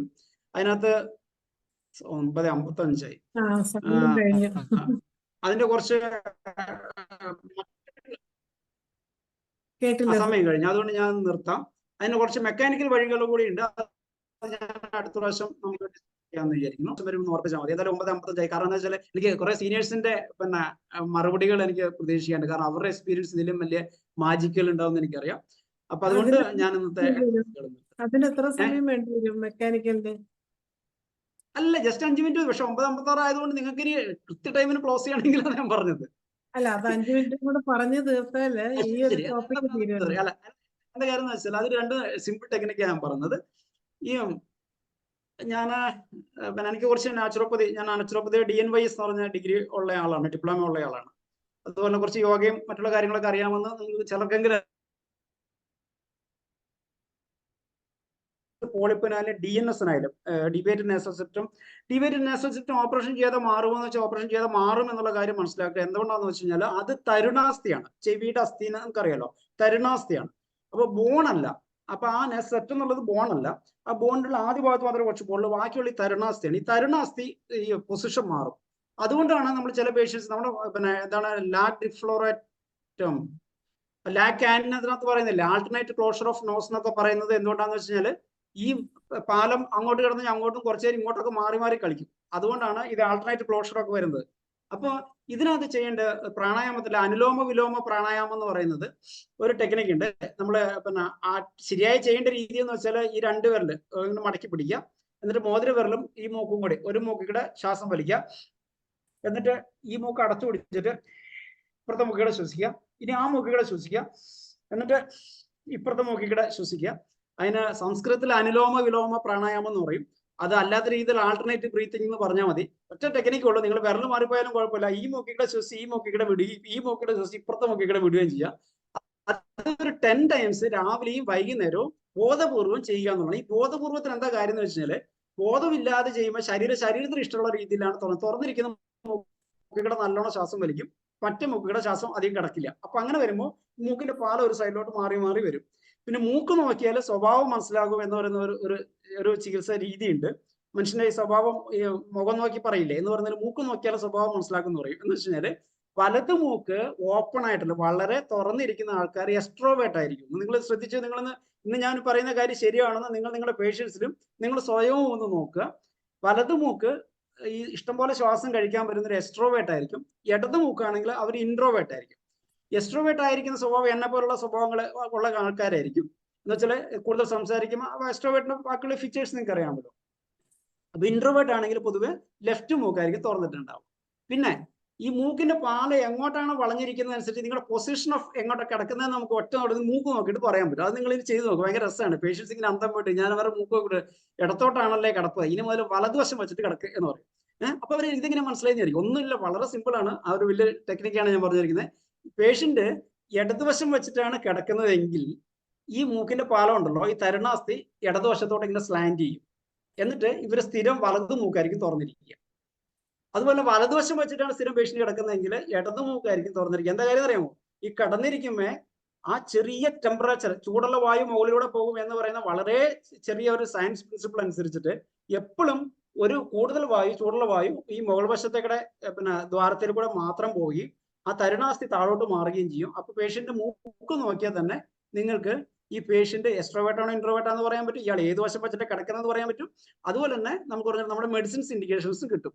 അപ്പൊ ഇതിനകത്ത് ഞാൻ പറഞ്ഞത് ഈ ഒരു കാര്യം കൂടി, ഈ അനുലോമ വിലോമ പ്രാണായാമം ഈ കിടക്കുന്ന പൊസിഷൻസ് നേരെ ഓപ്പോസിറ്റ് സൈഡിലോട്ട് കിടക്കാൻ പറയാം. എന്ന് വെച്ചാൽ പേഷ്യന്റ് പിന്നെ വലതുവശത്തോട്ടാണ് DNSന്റെ വളവെങ്കിൽ പേഷ്യന്റ് വലതുവശം വെച്ചിട്ടാണ് കിടക്കുന്നത്. നിങ്ങൾ കൺഫേം ചെയ്ത് എനിക്ക് 100-110% ഉറപ്പുള്ള കാര്യമാണ്. ഇടതുവശം വെച്ചിട്ടാണെങ്കിൽ ഇടത്തോട്ടായിരിക്കും സ്ഥിതി ഉണ്ടാവുക. ആ പേഷ്യന്റിനോട് അതിന്റെ വലതുവശം വെച്ച് കിടക്കുന്നതോട് ഇനി മുതൽ ഇടതുവശം വെച്ചിട്ട് കിടക്കാൻ പറയാം. ഇടതുവശം വെച്ച് കിടക്കാൻ അവന് കംഫർട്ട് ആയിരിക്കില്ല. അപ്പൊ എന്ത് ചെയ്യും വെച്ചാൽ ബോധം വരുമ്പോൾ ഉറക്കം തെളിയുമ്പോൾ ഇടതുവശം വെച്ചിട്ട് കിടക്കാൻ പറയാം. എന്നിട്ട് ഒരു സാധാരണ കിടന്നോളാൻ പറയാം. അങ്ങനെ കുറച്ച് ശീലമായി കഴിഞ്ഞാൽ ഈ പാലം ശരിയാവുകയും അവർക്ക് മര്യാദയ്ക്ക് കിടക്കാനും പറ്റും. ഓക്കെ, അപ്പൊ ഇത്രയും മതി എന്ന് വിചാരിക്കും. ബാക്കിയൊക്കെ നമുക്ക് പിന്നെ പറയാം. അപ്പൊ thank you for your patients hearing. അപ്പൊ നിങ്ങളുടെ കമന്റുകൾ സ്വാഗതം ചെയ്യുന്നു. നമ്മുടെ സമയം കഴിഞ്ഞു എങ്കിലും അത്യാവശ്യം ആരെങ്കിലും ഒരാൾക്ക് ഒന്ന് ചോദിക്കാം. സമയം കഴിഞ്ഞു, 10:01 എല്ലാവർക്കും കാണും. മുസ്തഫ ഡോക്ടർ തന്നെ ഒരു ചാറ്റ് ബോക്സിൽ ഇട്ടിട്ടുണ്ട്. വെറ്ററിനറി കേസിൽ സൈലീഷ്യ നല്ല പ്രയോജനം ചെയ്യുന്നുണ്ടായിരുന്നു. എന്തായാലും വളരെ ഗംഭീരമായ ഒരു പ്രസന്റേഷൻ തന്നെയായിരുന്നു. നമുക്ക് ഇതുപോലുള്ള കുറെ കേസുകൾ ഡോക്ടറുടെ കയ്യിലുണ്ട്. അത് നമുക്ക് ഇതുപോലെ ഡോക്ടറുടെ സൗകര്യത്തിന് നമുക്ക് ഈ വേദിയിൽ പങ്കുവെക്കണമെന്ന ഒരു അഭ്യർത്ഥനയാണ് എനിക്കുള്ളത്. നമസ്കാരം ഡോക്ടറെ, ഞാൻ ഡോക്ടർ അനിൽകുമാർ. കേക്കാമോ? കേൾക്കാം. പിന്നെ ഈ ഞായറാഴ്ച ഒരു സംഭവം ഉണ്ടായി. നമ്മുടെ സെക്രട്ടറി കിരൺ ചന്ദ് ഉച്ചയ്ക്ക് ഉണ്ടോണ്ടിരുന്നപ്പം അദ്ദേഹത്തിന്റെ തൊണ്ടയിൽ ഒരു മുള്ളു കുരുങ്ങിയിട്ട് പിന്നെ അവിടുത്തെ ഒരു പോളിക്ലിനിക്കിൽ പോയി സ്വീകാര്യത്ത്. അത് കഴിച്ചിട്ട് അത് അവിടെ നിന്ന് പറ്റാതെ വലിയൊരു ഹോസ്പിറ്റലിലോട്ട് പോയി, പേര് പറയുന്നില്ല. പോയപ്പോ അവര് പറഞ്ഞു എൻഡോസ്കോപ്പി ചെയ്യണം, 25,000 രൂപ അടയ്ക്കണമെന്ന് പറഞ്ഞു. ഞാൻ നോക്കിയപ്പോ എന്റെ ഫോണിൽ 3 മിസ്ഡ് കോൾ കിടക്കുന്നുണ്ടായിരുന്നു. ഞാൻ കിരൺ ചന്ദിനെ വിളിച്ചപ്പോ പുള്ളി ഹോസ്പിറ്റലിൽ നിൽക്കുകയാണ്. അവിടുന്ന് ഡിസ്ചാർജ് ചെയ്ത് വീട്ടിൽ വരാൻ പറഞ്ഞു. അപ്പൊ നമുക്ക് അന്ന് ഒരു ട്രസ്റ്റിന്റെ ഒരു മീറ്റിംഗ് ഉണ്ടായിരുന്നു 3 മണിക്ക് ഓൺലൈനായിട്ട്. ഇതിനിടയ്ക്ക് ഒരു ഡോസ് സൈലീഷ്യ 200 നാക്കിൽ ഡ്രോപ്പ് ചെയ്തു. ഒരു 10 മിനിറ്റ് കൊണ്ട് സൗണ്ട് കുറെ വ്യത്യാസം വന്നു. 20 മിനിറ്റ് ആയപ്പോ ഒരു ഡോസ് സൈലീഷ്യ 200 നാക്കിൽ ഡ്രോപ്പ് ചെയ്തു. പെയിൻ കംപ്ലീറ്റ് പോയി. 1 മണിക്കൂറായപ്പോ മുള്ളു തന്നെത്താൻ ഇളകിപ്പോയി. ആരെങ്കിലും പറഞ്ഞ വിശ്വസിക്കും അല്ലേ? നടന്ന സംഭവമാണ്. അതിന്റെ സാക്ഷി സേട്ട് സാറ്, നമ്മുടെ ട്രസ്റ്റ് മെമ്പേഴ്സ് മൊത്തം സാക്ഷികളാണ്. നടന്ന സംഭവം. ഇത് ഇങ്ങനെ ഒരു ഹോസ്പിറ്റലിൽ കൂടെ ഉടനെ നമ്മുടെ സെക്രട്ടറിക്ക് സംഭവിച്ച അദ്ദേഹം ഫേസ്ബുക്കിൽ ഇതിനെ പറ്റി എഴുതിയിട്ടുമുണ്ട്. അതല്ലേ? കഴിഞ്ഞ സൺഡേ നടന്ന സംഭവം. ഇവിടെ വന്ന് സാക്ഷ്യം പറഞ്ഞു നമ്മളോട്. സാക്ഷ്യം പറയാൻ പറഞ്ഞു. നമ്മുടെ സൈലീഷ്യയുടെ ബോറയ്ക്ക് ഡോക്ടർ ട്രാൻസ്ലേറ്റ് ചെയ്തല്ലോ, അതിന്റെ സ്കിന്നിൽ തന്നെ എഴുതിയിട്ടുണ്ട്. It promotes expulsion of foreign body from tissues എന്ന് വ്യക്തമായിട്ട് എഴുതിയിട്ടുണ്ട്. അതാ ഞാൻ പറഞ്ഞു, അങ്ങനെ തന്നെയാണ് പറഞ്ഞിട്ടുള്ളത്. അങ്ങനെ തന്നെയാണ് പറഞ്ഞിട്ടുള്ളത്. പക്ഷെ അതല്ലേ, ഇതിന് ഇത്രയും വ്യാപ്തി ഉണ്ട് എന്നുള്ള കാര്യം എല്ലാവർക്കും മനസ്സിലാവില്ലെന്നേ. അതിലുപരി അദ്ദേഹം പറയുന്നത് ഒരു 50,000 രൂപ അന്ന് പോയാന്. അതെ, പിന്നെന്താ, അതിൽ നിന്ന് രക്ഷപ്പെടുകയാണ് സംഭവം ഉണ്ടായത്. ഞാൻ ഇടയ്ക്ക് കയറിയപ്പോ ഡോക്ടർ സൈലീഷിയെ പറ്റി പറഞ്ഞുകൊണ്ടിരിക്കുകയായിരുന്നു, അതുകൊണ്ടാണ് ഞാൻ അത് പറയാൻ കാര്യം. Okay sir, thank you sir. Thank you. Senior doctor Jayachandran സാറും ഹാൻഡ് റൈസ് ചെയ്തിട്ടുണ്ട്. സാറ് സംസാരിക്കാം ചുരുങ്ങിയ വാക്കില്.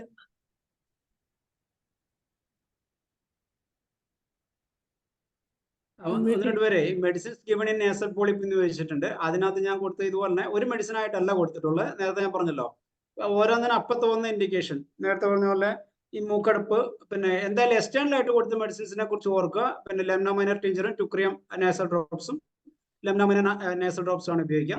പൊട്ടൻസി 30 ആണ്, കാരണം ഇതിന് വേറെ കുറെ രോഗങ്ങൾ ഉണ്ടായിരുന്നതുകൊണ്ടാണ്. ഒരു മെഡിസിൻ ആയിട്ടല്ല കൊടുത്ത്, ഒരു മെഡിസിൻ കൊടുത്ത് അതിന്റെ ഇൻഡിക്കേഷൻസ് കഴിയുമ്പോൾ അടുത്ത മെഡിസിനിലോട്ട് സ്വിച്ച് ഓഫ് ചെയ്യുകയാണ് ചെയ്യുക. ഓക്കെ സാറ് പറയൂ സാർ.